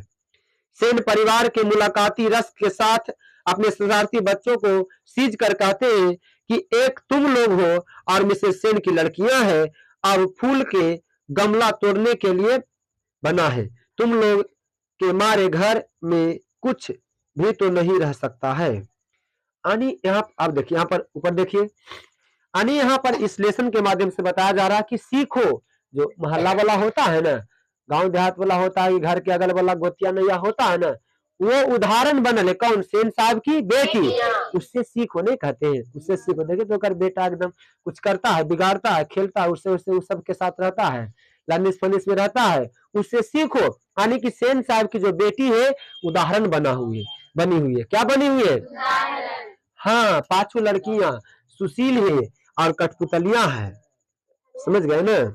अब देखिए पैराग्राफ चेंज, एक बार पुनः बोलते बुआ, क्योंकि हमको पढ़ाना नहीं है सिखाना है, क्या करना है, हाँ। तो उन सब बोला, हम सब के बोले ना स्कूल में कि हम पढ़ाने नहीं आए सिखाना, तो सब बोलती है सिखाना, स्कूल में सिखाने आए हैं सर, बोले हाँ, क्योंकि स्कूलवा का नाम क्या है, सिखाना स्कूल है, सिखाना स्कूल में सर सिखाने आए हैं सब खुद बोली। चलिए ठीक है, बताए मोटर कार बुआ, मोटर कार किसकी है, सेन साहब की, मोटर कार किसकी है, सेन साहब की बुआ। सेन साहब की मोटर कार कहाँ खड़ी हुई है, बंगले के सामने, बरसाती में, बंगले के सामने बुआ बरसाती में। कलर कैसा है, काली चमकती है, कौन सा कंपनी बुआ, स्टीमल इंड। चलिए सेन साहब की किस पर नाज है बुआ, अपने कार पर, चोखा पर भी हो सकता है। अब मोटर कार की कीमत कितना है, 7,500। मोटर कार की कीमत कितना है, 7,500। मोटर कार के ड्राइवर का नाम क्या है, चोखा। मोटर कार के ड्राइवर का नाम क्या है, चोखा। चोखा खोखी बुआ एकदम क्या है, बेटा बेटी है, बेटा बेटी है, खोखा बेटा है, खोखी बेटी, पांचों है। चलिए लड़कियां पांचों क्या हुआ, सुशील है और क्या है, कठपुतलियां है। चेंज। सो जहां तक सेन साहब की लड़कियां का सवाल है, उनसे मोटर कार की चमक धमक का कोई खतरा नहीं है। झुकेगा तुम तो बताइए, मोटर कार को चमक धमक को वह कोई खास खतरा किससे नहीं है, तो लड़कियां से। तो किससे खतरा नहीं है, चलिए बताइए। तब मोटर कार को बताइए किससे खतरा नहीं है बुआ, किससे खतरा नहीं है बुआ, लड़कियां से। किससे खतरा नहीं है बुआ, वह चमक धमक का कोई खतरा नहीं है, किससे बुआ,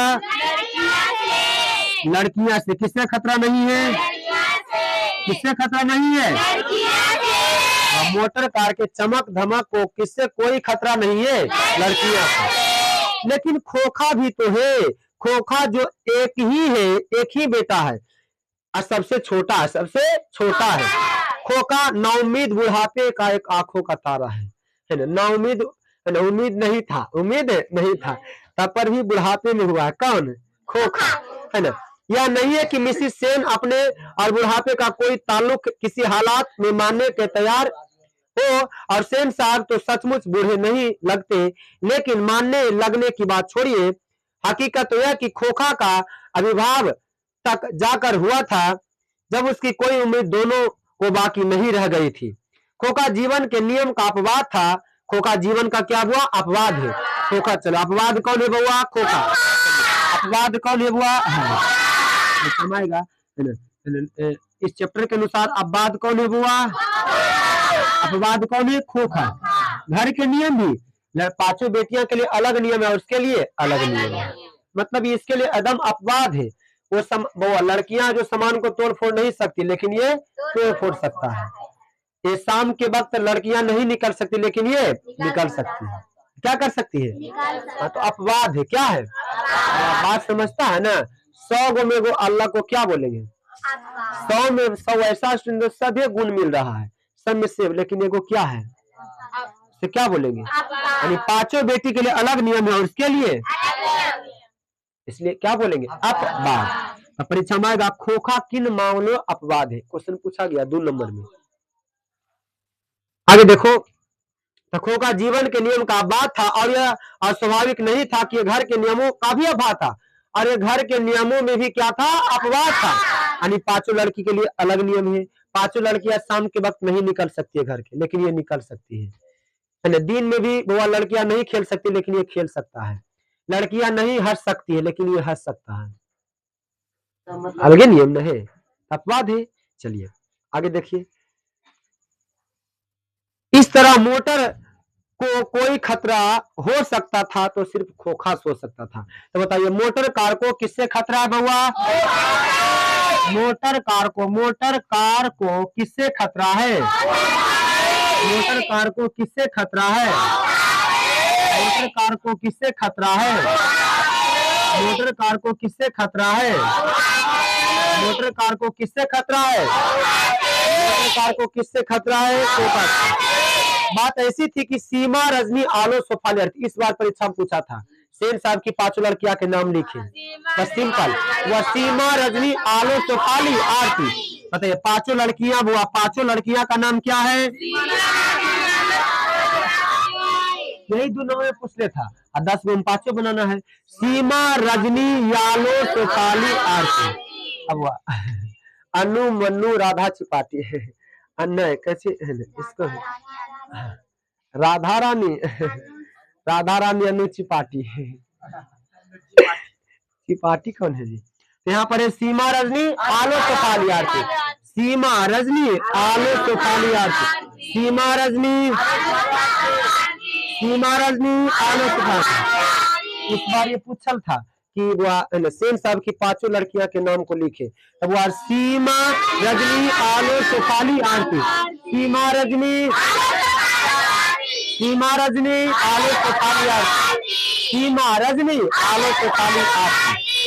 पांचों हुई थी। उनके लिए घर के लिए अलग नियम थे, दूसरी तरफ शिक्षा थी, और खोखा के लिए अलग अलग नियम था। कहने के, चलिए इधर आ जाए बुआ।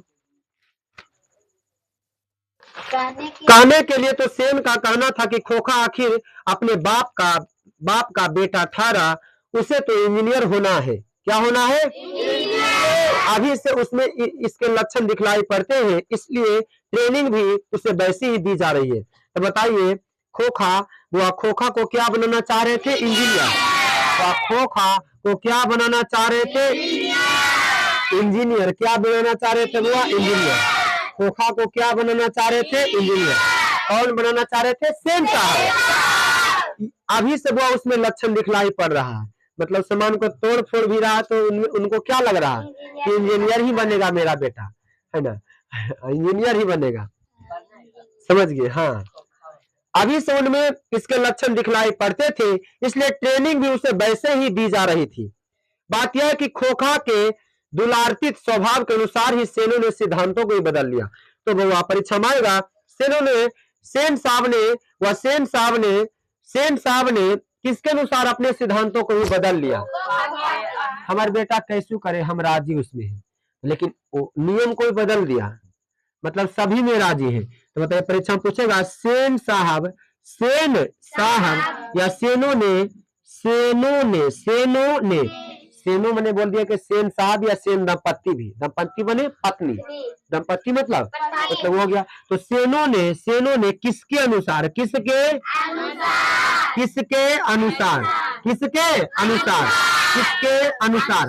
अपने सिद्धांतों को बदल लिया, अपने सिद्धांतों को बदल लिया। बताइए किसके अनुसार बउआ? हाँ, खोखा के अनुसार। बताइए बउआ, खोखा के सेनों ने किसके अनुसार अपने बुआ अपने सिद्धांतों को बदल लिया। बेटा जे करे जे हम सब में राजे, सामान को तोड़े चाहे फोड़े चाहे कुछ भी करे, हम सब में क्या होंगे? राजे होंगे। लेकिन लड़कियां अगर कर दी तो उसे कोई खैरियत नहीं है। अगर लड़की ऐसा कुछ कर देगा तो घर में अलग नियम है। लड़की अगर कर देगा तो दंड की भागी होगी, लेकिन लड़का अगर करेगा यानी खोखा जो करेगा, इस कहानी के माध्यम से खोखा करेगा तो नो प्रॉब्लम, कोई दिक्कत नहीं। चलो यहाँ पर भेदभाव दिख रहा। चलिए घर में आगे देखिए। अक्सर ऐसा होता है कि सेन परिवार के दोस्त आते हैं, भड़कीले ड्राइंग रूम में बैठते हैं और बातचीत होता। वो सेन साहब के फैमिली आता, कोई आते होंगे। बातचीत में विषय का अभाव होने पर चर्चा निकल पड़ती है कि किसका लड़का क्या करेगा, किसका लड़का नहीं होता है। जैसे फैमिली कोई आते हैं, परिवार आते हैं, क्या कर रहा है बेटा, बड़का बेटा क्या कर रहा है? तो बड़का लड़का पायलट में पोस्टेड है, बड़का बेटा बैंक में पोस्टेड है, इंजीनियर है। आपका बेटा क्या कर रहा है? तो मेरा बेटा नारियल बेच रहा है, नारियल पानी। कुछ होते रहता नहीं, कैसे जीवन यापन चल रहा है। तो इसी मुद्दा को लेकर दोनों में वो वार्तालाप स्टार्ट हो। देखिए आगे। तब सेन की बड़ी मौलिकता और दूरदेशी के साथ फरमाते हैं कि वह तो अपने लड़के को अपने ढंग से ट्रेन करेंगे, अपने अनुसार उसे ट्रेन करेंगे। और क्या कर रहे हैं? आजकल की पढ़ाई लिखाई तो फिजूली हो चुका। क्या हो चुका है? कौन बोल रहे हैं? सेन साहब। वह तो उसे अपनी तरह बिजनेसमैन इंजीनियर बनाना चाहते हैं। तो बताइए अपने बेटा को क्या बनाना चाहते हैं? Businessman engineer. वह बिजनेसमैन इंजीनियर। सेन साहब अपने बेटे को क्या बनाना चाहते हैं? Businessman engineer. सेन साहब अपने खोखा को क्या बनाना चाहते हैं? बिजनेसमैन इंजीनियर बनाना चाहते हैं। अब देखिए ना, सेन साहब कहते हैं खोखा 5 साल का हो रहा है। कितना साल का हुआ है? बताइए खोखा बुआ कितना साल का है? 5 साल का। तो खोखा कितना साल का बुआ? 5 साल का। खोखा कितना साल का बुआ? 5 साल का। लोग कहते हैं उसे है ना किंडरगार्टन स्कूल में भेज दो, लेकिन मैंने अभी यही इंतजाम किया है कि कारखाने की बढ़ी मिस्त्री 2-1 घंटे के लिए आकर उसके साथ ठोक पीट किया करे। होता है इंजीनियर तो ना, कुछ ठोकना है, पीटना, वो नट खोलना, वो बोल्ट खोलना, वो कसना, वो अथी करना है। इंजीनियर में यही काम होता है। इससे बच्चे की उंगलियां अभी से औजार से वाकिफ हो जाएगा। बाकी परीक्षा में पूछेगा वाकिफ शब्द का अर्थ क्या है? परिचित। वाकिफ शब्द का अर्थ क्या है? जो बोर्ड पर लिख रहे मतलब पूछा हुआ। क्या लिखा हुआ? तो बोर्ड पर लिख रहे हैं पूछा हुआ है। तो वाकिफ शब्द का अर्थ क्या है? वाकिफ शब्द का अर्थ क्या है? वाकिफ शब्द का अर्थ क्या है? परिचित। तो वाकिफ शब्द का अर्थ क्या है? परिचित। वाकिफ शब्द का अर्थ क्या है? यहाँ पर सेन साहब बोल रहे हैं कि है ना, बुला रहे किसको, बढ़ी को या जो भी बुला रहे हैं, उससे क्या हो जाएगा? जितना भी औजार है उससे वाकिफ हो जाएगा, उससे क्या हो जाएगा? परिचित हो जाएगा।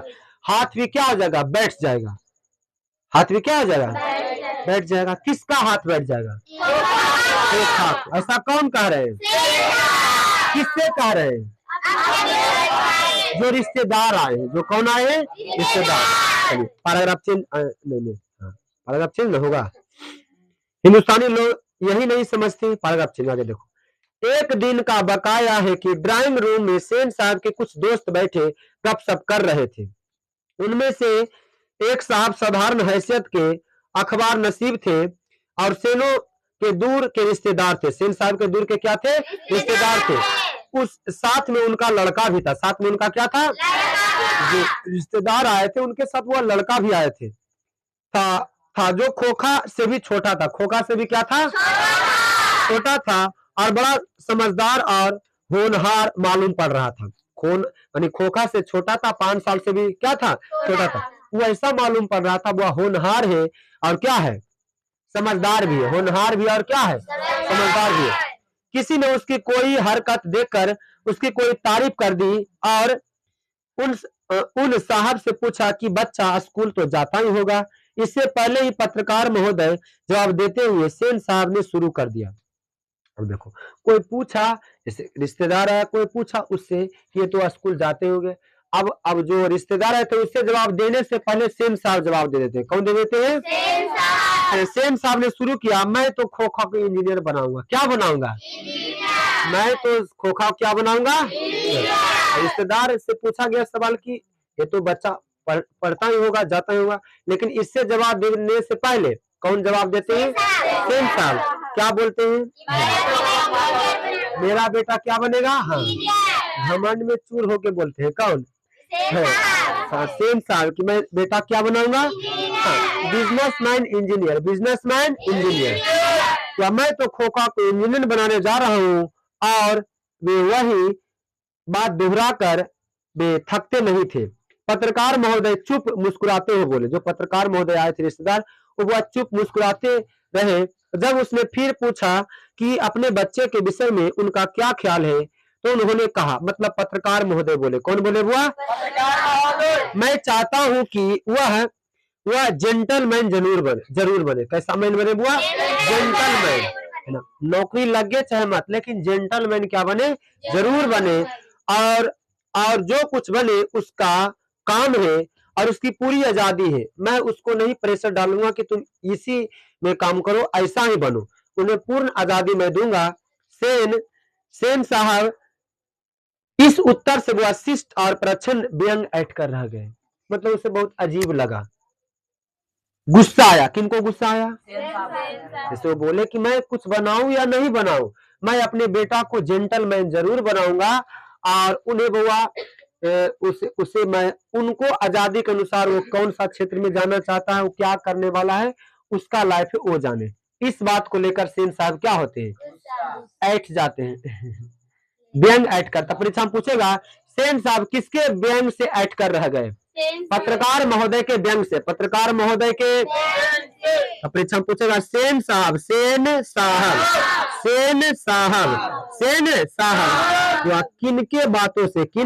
बातों से है ना, किनके बातों से किनके व्यंग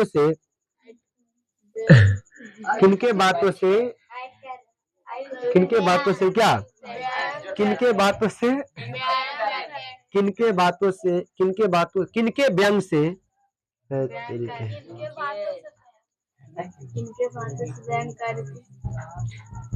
बैठो तुम, स्कूल है तापरी, एक समय को जाना है।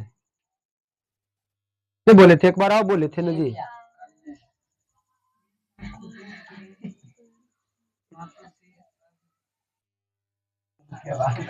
एक समय एक ही जाना है, चाहे लड़का हो या लड़की। एकदम ही सब टॉयलेट बना लिया है, ओकरा भी ना लगता है नहीं उतरेगा जैसे। चलिए बउआ, तो सेन साहब जो पत्रकार महोदय के व्यंग से अट कर रह गए, तो वह सेन साहब किसके व्यंग से अट कर रह गए? बुआ सेन साहब किसके व्यंग से अट कर रह गए? बउआ रह गए पत्रकार महोदय के व्यंग से। पत्रकार महोदय के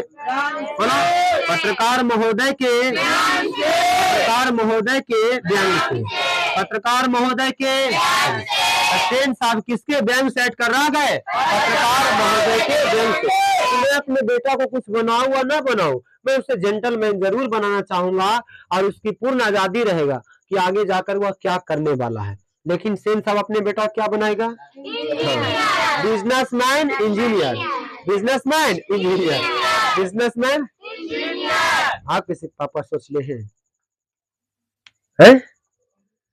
तुमको जो मर्जी लगे वही बनिए, समझ गए ना। आपको वह चोरी करने मन लगता है, चोरी कीजिए, ऐसा चोर बनिए कि पूरा वर्ल्ड में फेमस हो जाइए। हाँ, ऐसा डाकू बनिए कि वो पूरा वर्ल्ड में फेमस रहिए। हाँ, जैसे लॉरेंस बिश्नोई, तो कोई बिश्नोई काम नहीं करता, एक बुआ वो खत्म हो जाता है। अभी तक जो भी वर्ल्ड बना है, कोई बड़ा डाउन रहे, सब बुआ क्या हो गया है, उसका ग्राफ नीचे चल गया है, चाहे कौनो डाउन रहे, चाहे लॉरेंस बिश्नोई रहे, चाहे वो और कौन था,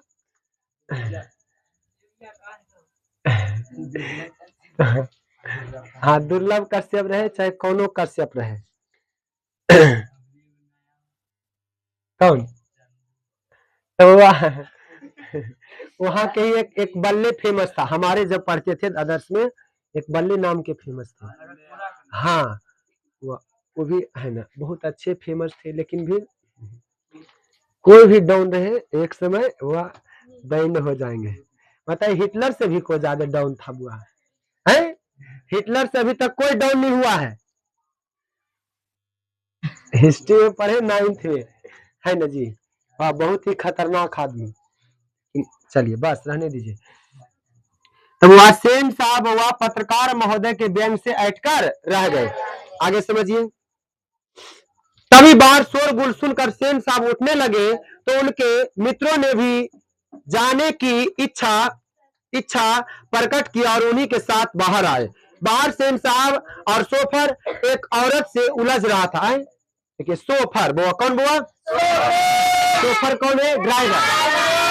अब इतना बात हो रहा था, रूम में हो रहा था, कहाँ हो रहा था, रूम में। अब बाहर से आवाज आई, बाहर से क्या आया, वहां पर हल्ला की आवाज आया तो सेन साहब उठकर खड़े हो गए और बाहर की ओर चले गए। कहाँ चले गए, वहां पर हो क्या रहा है, सोफर और एक महिला, सोफर और एक महिला दोनों में तू मैं हो रहा है। क्या हो रहा है, तू मैं समझते हैं, ये समझा क्या, तू मैं मतलब है ना, बोला बोली हो रहा है। क्या हो रहा है, हाँ किसमें, सोफर यार एक महिला है, सोफर और क्या है, महिला है, कौन हुआ, महिला यहाँ पर पहले बता देंगे। तब वह कासू की माँ है, कासू क्या है, कासू की क्या हुआ, माँ है ना। चलिए आगे देखो, आगे देखिए। औरत के पास एक 5 साल का बच्चा है, 5-6 साल का, वह 5-6 साल का बच्चा खड़ा था जिसे वह रोकने की कोशिश कर रही थी, क्योंकि बच्चा बार बार सोफर की ओर झपट रहा था। सोफर की ओर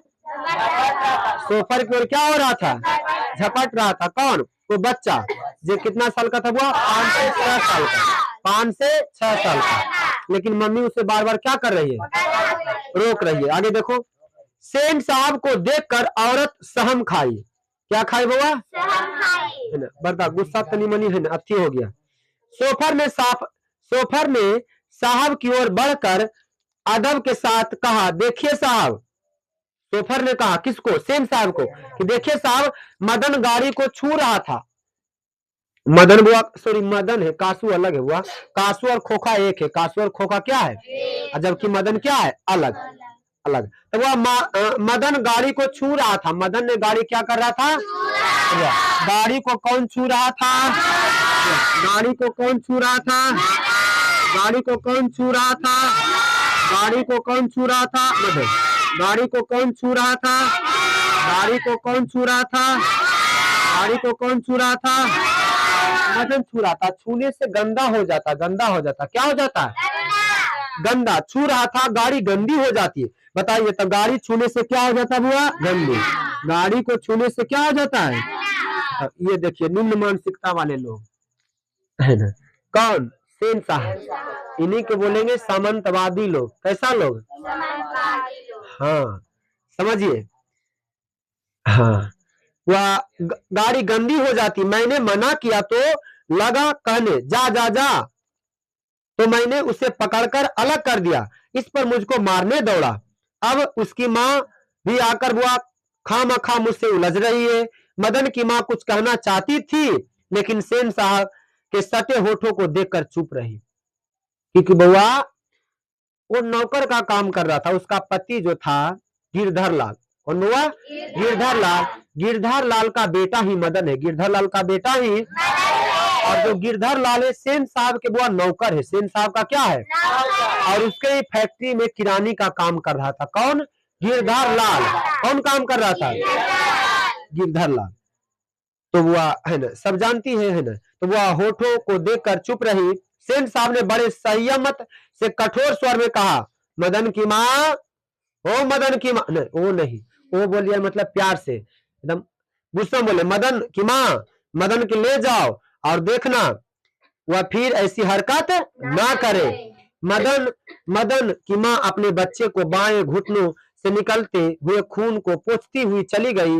ड्राइवर ने शायद धकेल दिया था, ड्राइवर ने शायद क्या कर दिया था, तो अंडरलाइन करे चलते है ना, तो वह ड्राइवर ने शायद क्या कर दिया था, तो ड्राइवर ने किसे धकेल दिया था, मदन को।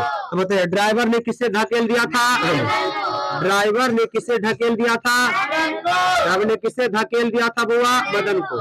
मदन को किसको बुआ, इससे बुआ उसके घुटन क्या हो चुका था, छिला गया था, फूट चुका था, इससे बुआ ब्लड भी निकल रहा था। आगे देखिए, लेकिन एक मामूली किरानी के बेटे को सेन साहब के ड्राइवर ने धक्का दे दिया और उसकी चोट आई, तो आखिर ऐसी कौन सी बात हो गई। ये नॉर्मल बात हुआ, लेकिन छुएने से बहुत बड़ी बात हुआ है ना। वो अगर उसे चोट आया, ब्लड गिर रहा है, तो ये नॉर्मल बात हुआ, कैसा बात हुआ, लेकिन कार के छूने से एक बड़ी बात हो गया। कैसी बात हो गया, हाँ, ये कहानी में स्पष्ट कर रहे हैं नलिनी बचन शर्मा। आगे देखिए, यानी कि यहाँ पर भेदभाव की क्षमा को बता रहे हैं नलिनी बचन शर्मा, है ना। धक्का दे दिया और उसे चोट आ गई, तो आखिर ऐसी कौन सी बड़ी बात हो गया, नॉर्मल बात हो गया, लेकिन छू दिया तो बहुत बड़ी बात हो गया। इससे कार गंदा हो जाता है, क्या हो जाता, गंदा हो जाता। ऐसी बताइए, ऐसी सोच। देखिए आगे देखिए कि किसी वक्त मोटर के पीछे खटखट की आवाज सुनकर सेन साहब लप के सोफर भी दौड़ा और लोग सीढ़ियां से उतरकर अपनी अपनी गाड़ियां की ओर चले। सभी ने देखा सेन साहब खोखा को गोद में लेकर उसकी हल्की मुस्कुराहट के साथ डांट रहे थे, हल्की मुस्कुराहट के साथ उसे क्या कर रहे थे। लेकिन देखिए मदन यहाँ सिर्फ छुआ है, मदन क्या किया है, छूने मात्र से ड्राइवर सोफा ने उसे क्या कर दिया, धकेल दिया है, और धकेलने के पश्चात वह उसका घुटन वह फूट चुका है और उससे ब्लड भी गिर रहा है। तो ये नॉर्मल बात हुआ, उसका ब्लड हो रहा है, मतलब अथी हो गया था, लेकिन छूने एक बड़ी बात हो गया है। लेकिन कासू यानी कि खोखा बुआ, खोखा क्या कर रहा है ना, पीछे कुछ गाड़ी के पीछे हरकत कुछ कर रहा था, लेकिन इसके चलते जो सेन साहब है वह उसे प्यार से समझा रहे हैं, प्यार से समझा रहे हैं। सभी ने देखा सेन साहब खोखा गोद में लेकर उसकी हल्की मुस्कुराहट के साथ डांट रहे, और मोटर की पिछली बत्ती का लाल शीशा चकनाचूर हो गया था। क्या हो चुका था, यानी कि बउआ कासू जो है अर्थात खोखा, कासू अर्थात खोखा, खोखा ने जो पीछे वाला हेडलाइट, पीछे वाला होता है ना लाइट, रेड कलर का नहीं होता है, तो उसे वो चकनाचूर कर चुका था। कौन, खोखा, यानी खोखा को क्या बोलेंगे, कासू। तो लेकिन ये नॉर्मल बात था, सेन साहब के लिए क्या था, अब बहुत प्यार से समझा रहे थे गोदी में लेकर कि ऐसे नहीं करना चाहिए बेटा, है ना। तो ये नॉर्मल बात हुआ। और यहाँ पर देखिए मदन जब छूता है तो वह एक बहुत बड़ी बात होता है, छूने मात्र से गंदा हो जाता है, लेकिन उसका बेटा कौन है, वह कासू अर्थात खोखा, तो वह चकनाचूर कर देता है। क्या कर देता है, हाँ, तो लाल शीशा को।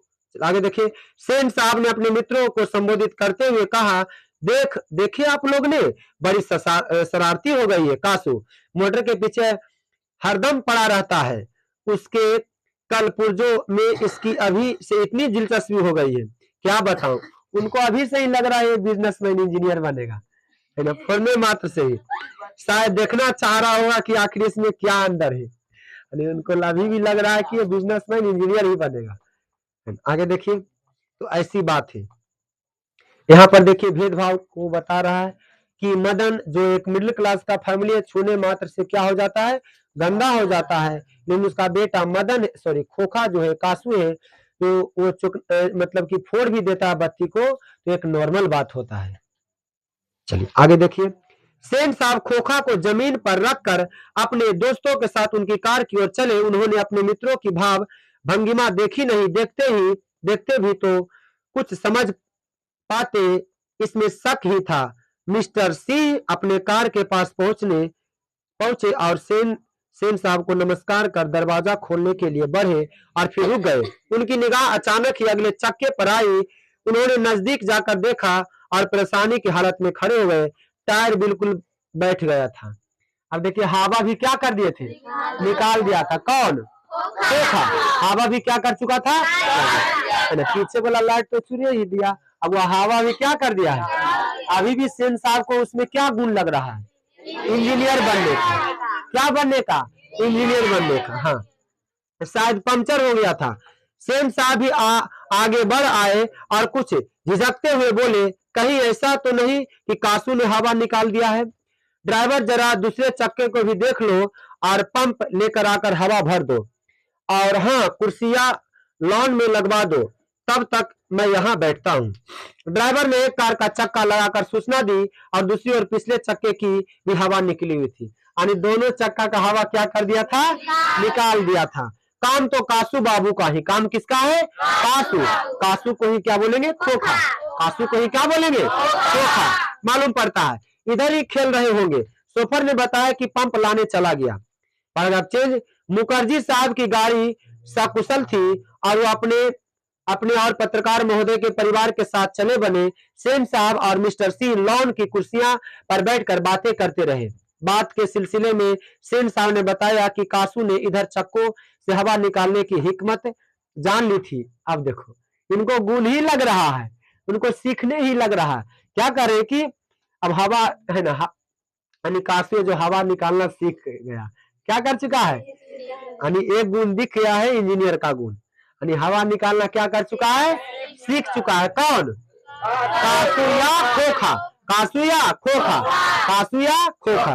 यहाँ पर क्या करे, देखिए यहाँ पर क्या करे, वो बातों के सिलसिले में ही सेन साहब ने बताया कासू ने इधर चक्कों से हवा निकालने की हिकमत जान ली थी कि कैसे हवा निकलता है, समझिए, जान ली थी और मौका मिलते ही शरारत कर गुजरता था। उनका अपना ख्याल था, उसकी इन हरकतों को देखकर तो यह साफ मालूम होता था कि इंजीनियर उसमें दिलचस्पी है। इंजीनियर में क्या है, उसकी दिलचस्पी है।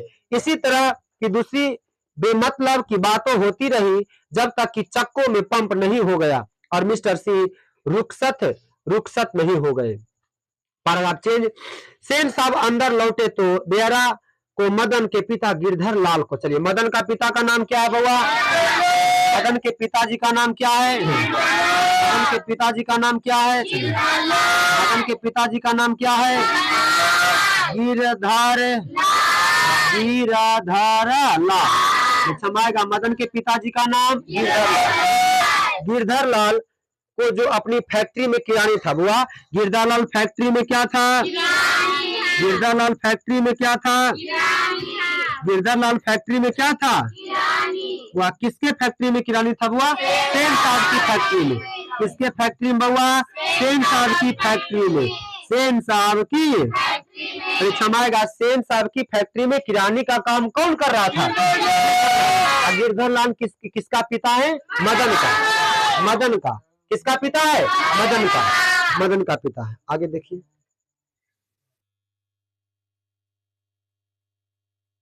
कहां से होगा, फिर से देखिए पैराग्राफ चेंज। सेन साहब अंदर लौटे तो बेरा को मदन के पिता गिरधर लाल को जो अपनी फैक्ट्री में किरानी था और आहते के एक कोने में आउट हाउस में रहता था। कैसा हाउस में रहता था बुआ, आउट हाउस में रहता था। बुला लाने का हुक्म दिया। गिरधर लाल आया और सेन साहब के सामने सिर झुकाकर खड़ा हो गया।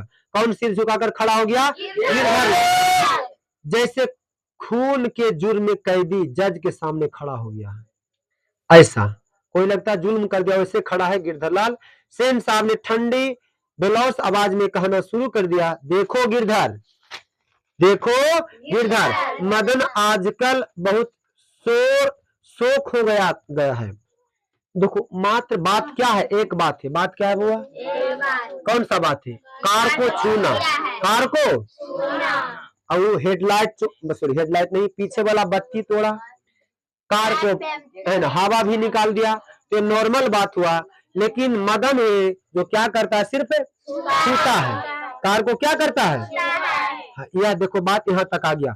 मदन आजकल बहुत शौक हो गया है, मैं तुम्हारी उसकी भलाई चाहता हूँ, गाड़ी को गंदा किया हुआ अलग अलग मना करने पर ड्राइवर के मारने दौड़ा और मेरे सामने भी डरने के बदले वह उसकी और झपटता रहा। ऐसे ही लड़के आगे चलकर गुंडे, चोर और डाकू बनते हैं। चलिए, ऐसे ही लड़के आगे चलकर क्या बनते हैं? चोर, डाकू बनते हैं। किनका स्टेटमेंट है? सेन साहब का। किसके लिए? मदन के लिए। आगे देखो, गिरधर लाल कभी कभी जी कह देता था। सेन साहब का भाषण जारी रहा। उसकी हालत क्या होती है तुम जानते हो। उसे संभालने की कोशिश करो। फिर ऐसी बात हुई तो इच्छा नहीं होगा, तुम जा सकते हो। अब तुम क्या कर सकते हो? कौन बोल रहे हैं? सेन साहब। किसको बोल रहे हैं? गिरधर लाल क्या है? सेन साहब की फैक्ट्री में किरानी है या मदन के पिता है? मदन के पिता है। आगे देखिए पैराग्राफ चिन्ह। उस रात गिरधर लाल के क्वार्टर से आते ही मदन के चीतकर से सेनों को आरामदेह सयानगर गूंज गया। आराम में खलल पड़ने से कुछ झुंझलाकर पिता सेन ने धर्मपत्नी से बड़ी समझदारी की बात कही। गिरधर खुद समझदार आदमी है। उसकी बीवी ने ही लड़के को बिगाड़ दिया है। उनकी बीवी है लड़के को है ना। मदन की यही दवा है। मेरी तो तबीयत हुई थी कि कम वक्त की खाल उड़े क्या कर दे? उधेड़ दे। कम वक्त की खाल क्या कर दे? किसकी? मदन की। गिरधर ने ऐसी ही कड़ाई जारी रखा तो शायद ठीक हो जाएगा। Spare the rod and spoil the child. ये कौन बोल रहे हैं? सेन साहब बोले हैं इंग्लिश में। माता सेन की नींद उचट गई थी। उन्हें मदन की कतार चिल्लाहट से ज्यादा अपनी पति की बकबक पर खींच आ रही थी, लेकिन उन्होंने भी अपनी खींच मदन पर ही उतारी। कमबख्त कैसा कौवे की तरह चिल्ला रहा है, भिखमंगा कहीं का, खोखा की बराबरी करता फिरता है। कौन? मदन। खोखा की बराबरी करता फिरता है। कौन? मदन। अब देखिए पढ़ा। मदन का अर्थ रुदन रुक गया था। मतलब रो रहा था लेकिन रुक गया था। खैरियत थी उसकी। सस्कियां सोने के सयानगर नहीं पहुंच सकती थी। लेकिन दूसरे दिन तो बिल्कुल बेढब मामला हो गया। शाम के वक्त खेलना कूदता खोखा बंगले के हाथे पर बगल वाली गली में जा निकला। कौन बउआ? मदन नहीं बउआ, खोखा। खोखा किसका बेटा है? किसका बेटा है? सेन साहब का। सेन साहब का। अब वो कहाँ जा रहा है? एक गली में जा रहा है, खेलने के लिए जा रहा है। देखो वहां धूल में मदन पड़ोसियों आवारा गर्दा छोकरों के साथ लट्टू नचा रहा था। क्या कर रहा था वह? दोस्त उसके साथ क्या कर रहा था? लट्टू नचा रहा था। तो लट्टू कौन नचा रहा था? मदन। अपने दोस्तों के साथ खेल रहा था। आगे देखो, खोखा ने देखा। खोखा कौन है? गिरधर लाल के बेटा है बकलोल। सेन साहब का क्या है? बेटा। सेन साहब के आगे देखो कहां तक हुआ? हाँ, आवारा गर्द छोकरों के साथ लट्टू नचा रहा था। खोखा ने देखा तो उसकी तबीज मचल गया, यानी बर्दाश्त से ज्यादा हो गया, यानी वो भी शामिल होना चाह रहा था। कौन? खोखा। हंस कौवे की जमात में शामिल होने के लिए लग गया। हंस कौवे की जमात में शामिल होने के लिए कहाँ कौवा की जमात है? लग गया हंस। मतलब एक अलग फैमिली यहाँ पर, अलग यहाँ पर है ना, सब तो अलग फैमिली का है, ऊंच नीच का ना। यहाँ पर कभी ही ऐसा दर्शा रहे हैं। तो वह एक मिडिल क्लास फैमिली के खेल में शामिल होना कौन चाह रहा है? खोखा, जो उच्च वर्ग का है। तब वह परीक्षा में आएगा तो हंस कौवे की जमात में शामिल होने के लिए कौन लग गया? सॉरी, कौवे की जमात में, कौवा की जमात में, कौवा की जमात में, कौवा की जमात में शामिल होने के लिए कौन लग गया? शामिल होने के लिए कौन लग गया हुआ? कौन लग गया? कौन लग गया हुआ? कौन लग गया? खोखा। कौन? खोखा रूपी कौन है? हंस। तो हंस रूपी कौन है? खोखा। हंस रूपी कौन है? खोखा। कौवा की जमात में शामिल होने के लिए कौन लग गया? हंस। हंस बोलना, क्या बोलना? हंस। हंस रूपी कौन है? खोखा। और कौवा कौन है? कौवा कौन है? झुकनी बढ़ रहा है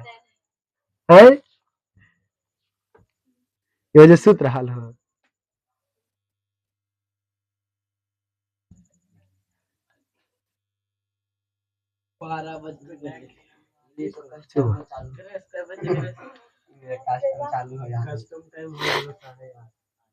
साढ़े 8 हो गया। हम कितना बजे बोले थे? 8 साढ़े 8 हो गया। चलिए ठीक है, वो 9 बजे तक जाएगा। हंस कौवा के शामिल होने के लिए क्या किया गया? ललक गया, लेकिन आदत से लाचार उसने रोम के साथ मदन से कहा, हमको लट्टू दो। कौन बोल रहा है? खोखा बोल रहा है। वहां पर भी एकदम है ना फॉर्म में आले। कौन? हमें लट्टू नचाने के लिए दो, हमको लट्टू दो, हम भी खेलेंगे।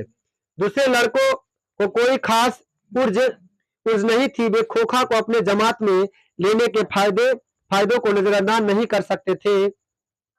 उनके अपमानित प्रताड़ित लीडर मदन था। लीडर कौन था? हुआ मदन को यह बात कब मंजूर हो सकती थी? कभी मंजूर नहीं था। उसने छूटते ही जवाब दिया, अरे जा, अरे जा, यहाँ से जा, बड़ा यार लट्टू खेलने वाला हे भी लट्टू तेरे यहाँ पर, जा अपने बाबा के मोटर कार में बैठ, अपने बाबा के मोटर कार में बैठ। ऐसा कौन बोल रहा है? मदन। किसको बोल रहा है? खोखा को। कासू 23 में आ गया। तब कासू में क्या आ गया? 23 में आ गया। कासू किस में आ गया? हुआ 23 में आ गया, फॉर्म में आ गया। वह उसी उम्र के नौकरों पर अपने बहानों पर हाथ चला देता था। उसका घर का आदत था, नौकर पर हाथ चला देता था। लेकिन यहाँ क्या हुआ? और क्या मजाल है कि उसे कोई कुछ कह दे। किसको? खोखा को। अभी तक कोई नहीं कहा है, लेकिन यहाँ पर क्या होता है?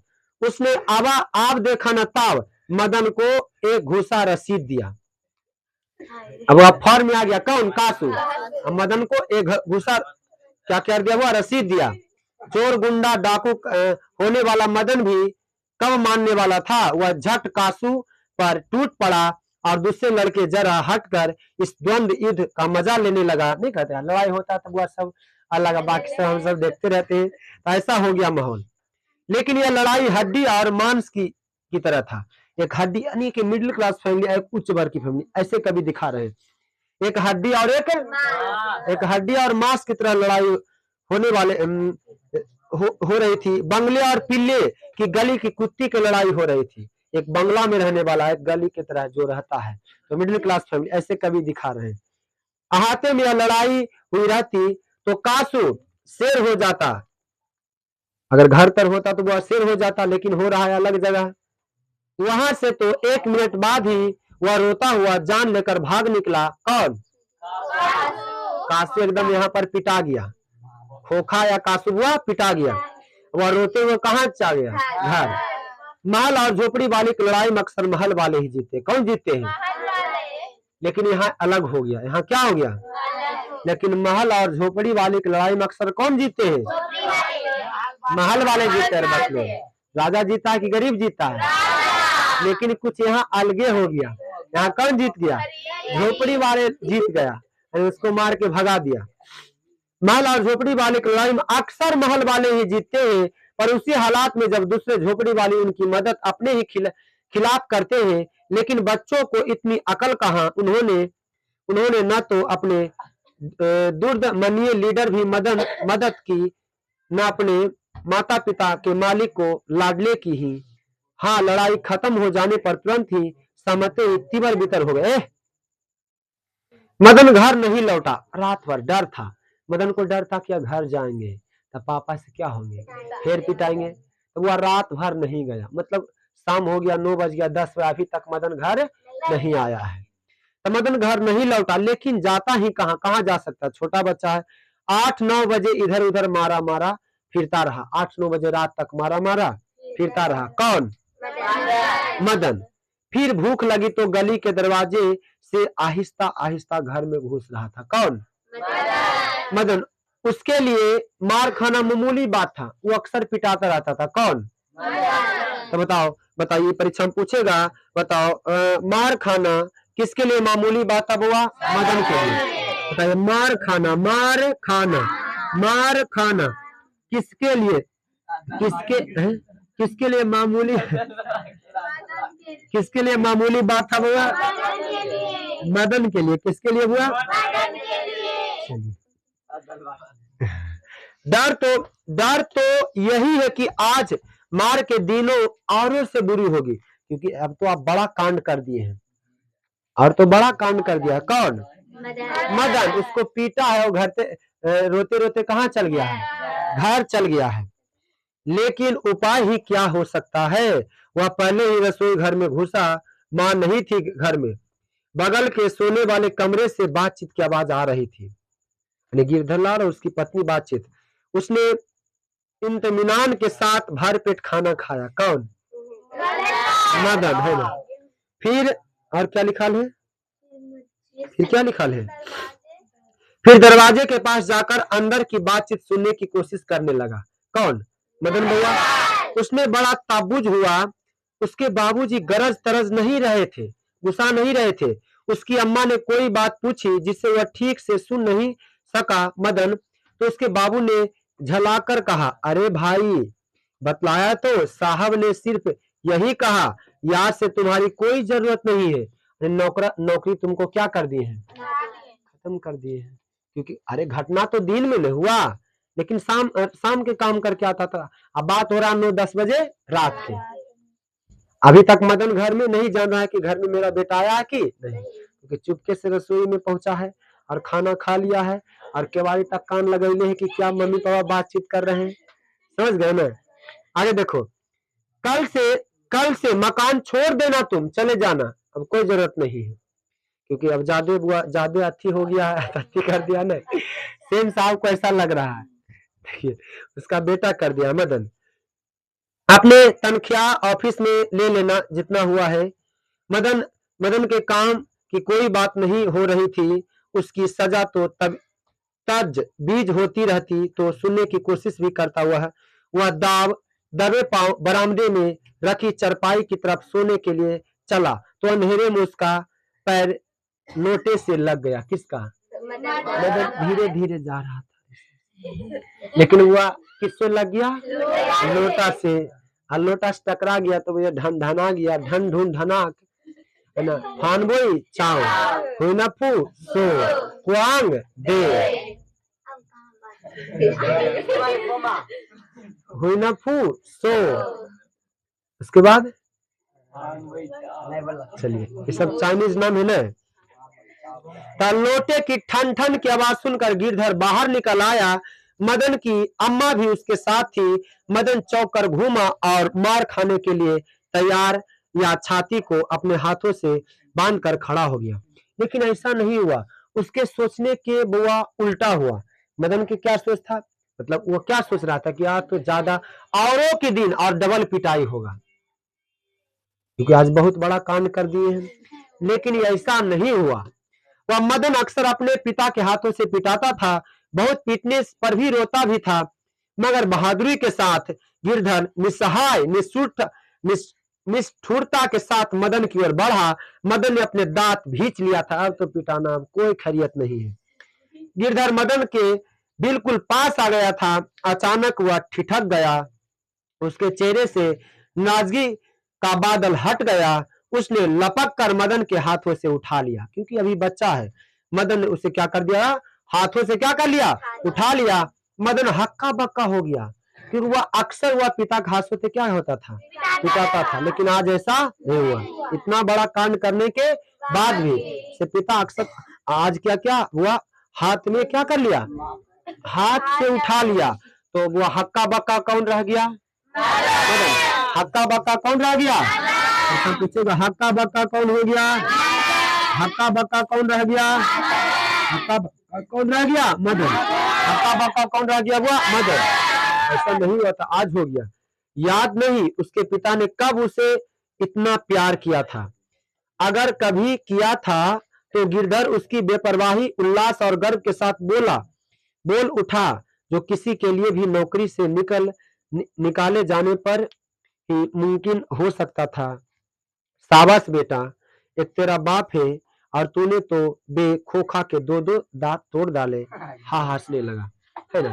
अब देखो यहाँ पर गिरधर लाल मैं असहाय उसके पूरी साल पूरा वर्ष उसके अंडर में काम करता रहा, जैसे कहा मैं वैसे करते रहा, लेकिन आज तुमने मेरा गर्व से नाम ऊंचा कर दिया कि है ना, क्या कर दिया कि किसी के अंडर में हम नहीं रहेंगे ना। तो बताइए कितना दांत तोड़ दिया था बुआ? मदन ने कासू को कितना दांत तोड़ दिया बुआ? 2 दांत। कितना दांत बुआ? 2। चलिए ये आपका क्या होगा चैप्टर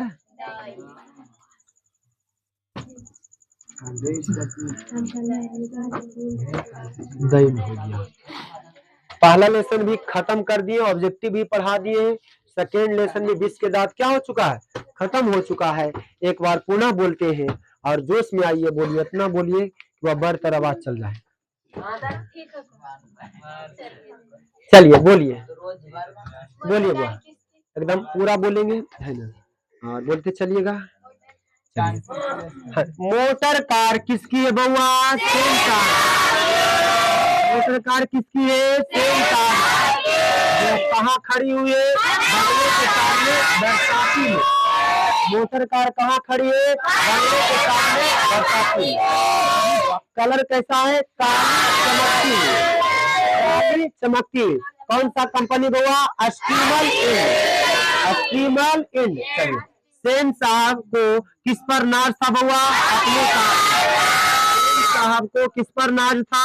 अपने कार पर। मोटर कार की कीमत कितना था? 7,500। मोटर कार की कीमत कितना था? 7,500। मोटर कार के ड्राइवर का नाम क्या है? शेखर। मोटर कार के ड्राइवर का नाम क्या है? चलिए वो लड़कियां पांचों का नाम क्या? पांचों लड़कियां क्या है? सुशील। पांचों लड़कियां क्या है? सुशील। पांचों लड़कियां का नाम क्या है? पांचों लड़कियां का नाम क्या है? हुआ। लड़कियां क्या है? कठपुतली। लड़कियां क्या है? कठपुतली। लड़कियां क्या है? कठपुतली। मोटर कार को किससे खतरा हो सकता है? खोखा से। मोटर कार को किससे खतरा हो सकता है? खोखा से। सेनों ने किसके अनुसार अपने बुआ सिद्धांतों को ही बदल दिया? खोखा के अनुसार। सेनों ने बुआ सेन साहब ने किनके अनुसार अपने सिद्धांतों को बदल लिया? खोखा को क्या बनाना चाहते थे? Businessman engineer. खोखा को क्या बनाना चाहते थे? Businessman engineer. वाकिफ शब्द का अर्थ क्या होता है? परिचित। वाकिफ शब्द का अर्थ क्या होता है? परिचित। बताइए वाकिफ शब्द का अर्थ क्या होता है? परिचित। सेन साहब किसके व्यंग सेट कर रह गए? पत्रकार महोदय के व्यंग से। पत्रकार महोदय के साहब किसके व्यंग सेट कर रह गए? पत्रकार महोदय के व्यंग से। मार खाना किसके लिए मामूली बात थी? मदन के लिए। मार खाना किसके लिए मामूली बात थी? मदन के लिए। हक्का बक्का कौन रह गया? मदन। हक्का बक्का कौन हो गया? बउआ की जमात में शामिल होने के लिए कौन लग गया? अंश रूपी कौन है बउआ? खोखा। खोखा को दूसरा नाम क्या है? कासू। कासू। गाड़ी को किसके छूने से गंदा हो गया? मदन को छूने से क्या हो गया बुआ? ड्राइवर ने किसे धकेल दिया? ड्राइवर ने किसे धकेल दिया? मदन को। ड्राइवर ने किसे धकेल दिया बुआ? मदन को। मदन को घुटन क्या हो चुका था? चलिए उसके बाद मदन के पिताजी का नाम गिरधर लाल। किसके फैक्ट्री में किरानी था? सेन साहब की फैक्ट्री में। सेन साहब की फैक्ट्री में क्या था? किरानी था। बताओ मोटर कार को किससे खतरा नहीं था? लड़कियां से। मोटर कार को किससे खतरा नहीं था? या मोटर कार को चमक धमक का कोई खतरा किससे नहीं था? लड़कियां। वो अपवाद कौन था? खोखा। अपवाद कौन था? आपका क्या हो गया? दही 5 से 6 वर्ष का था।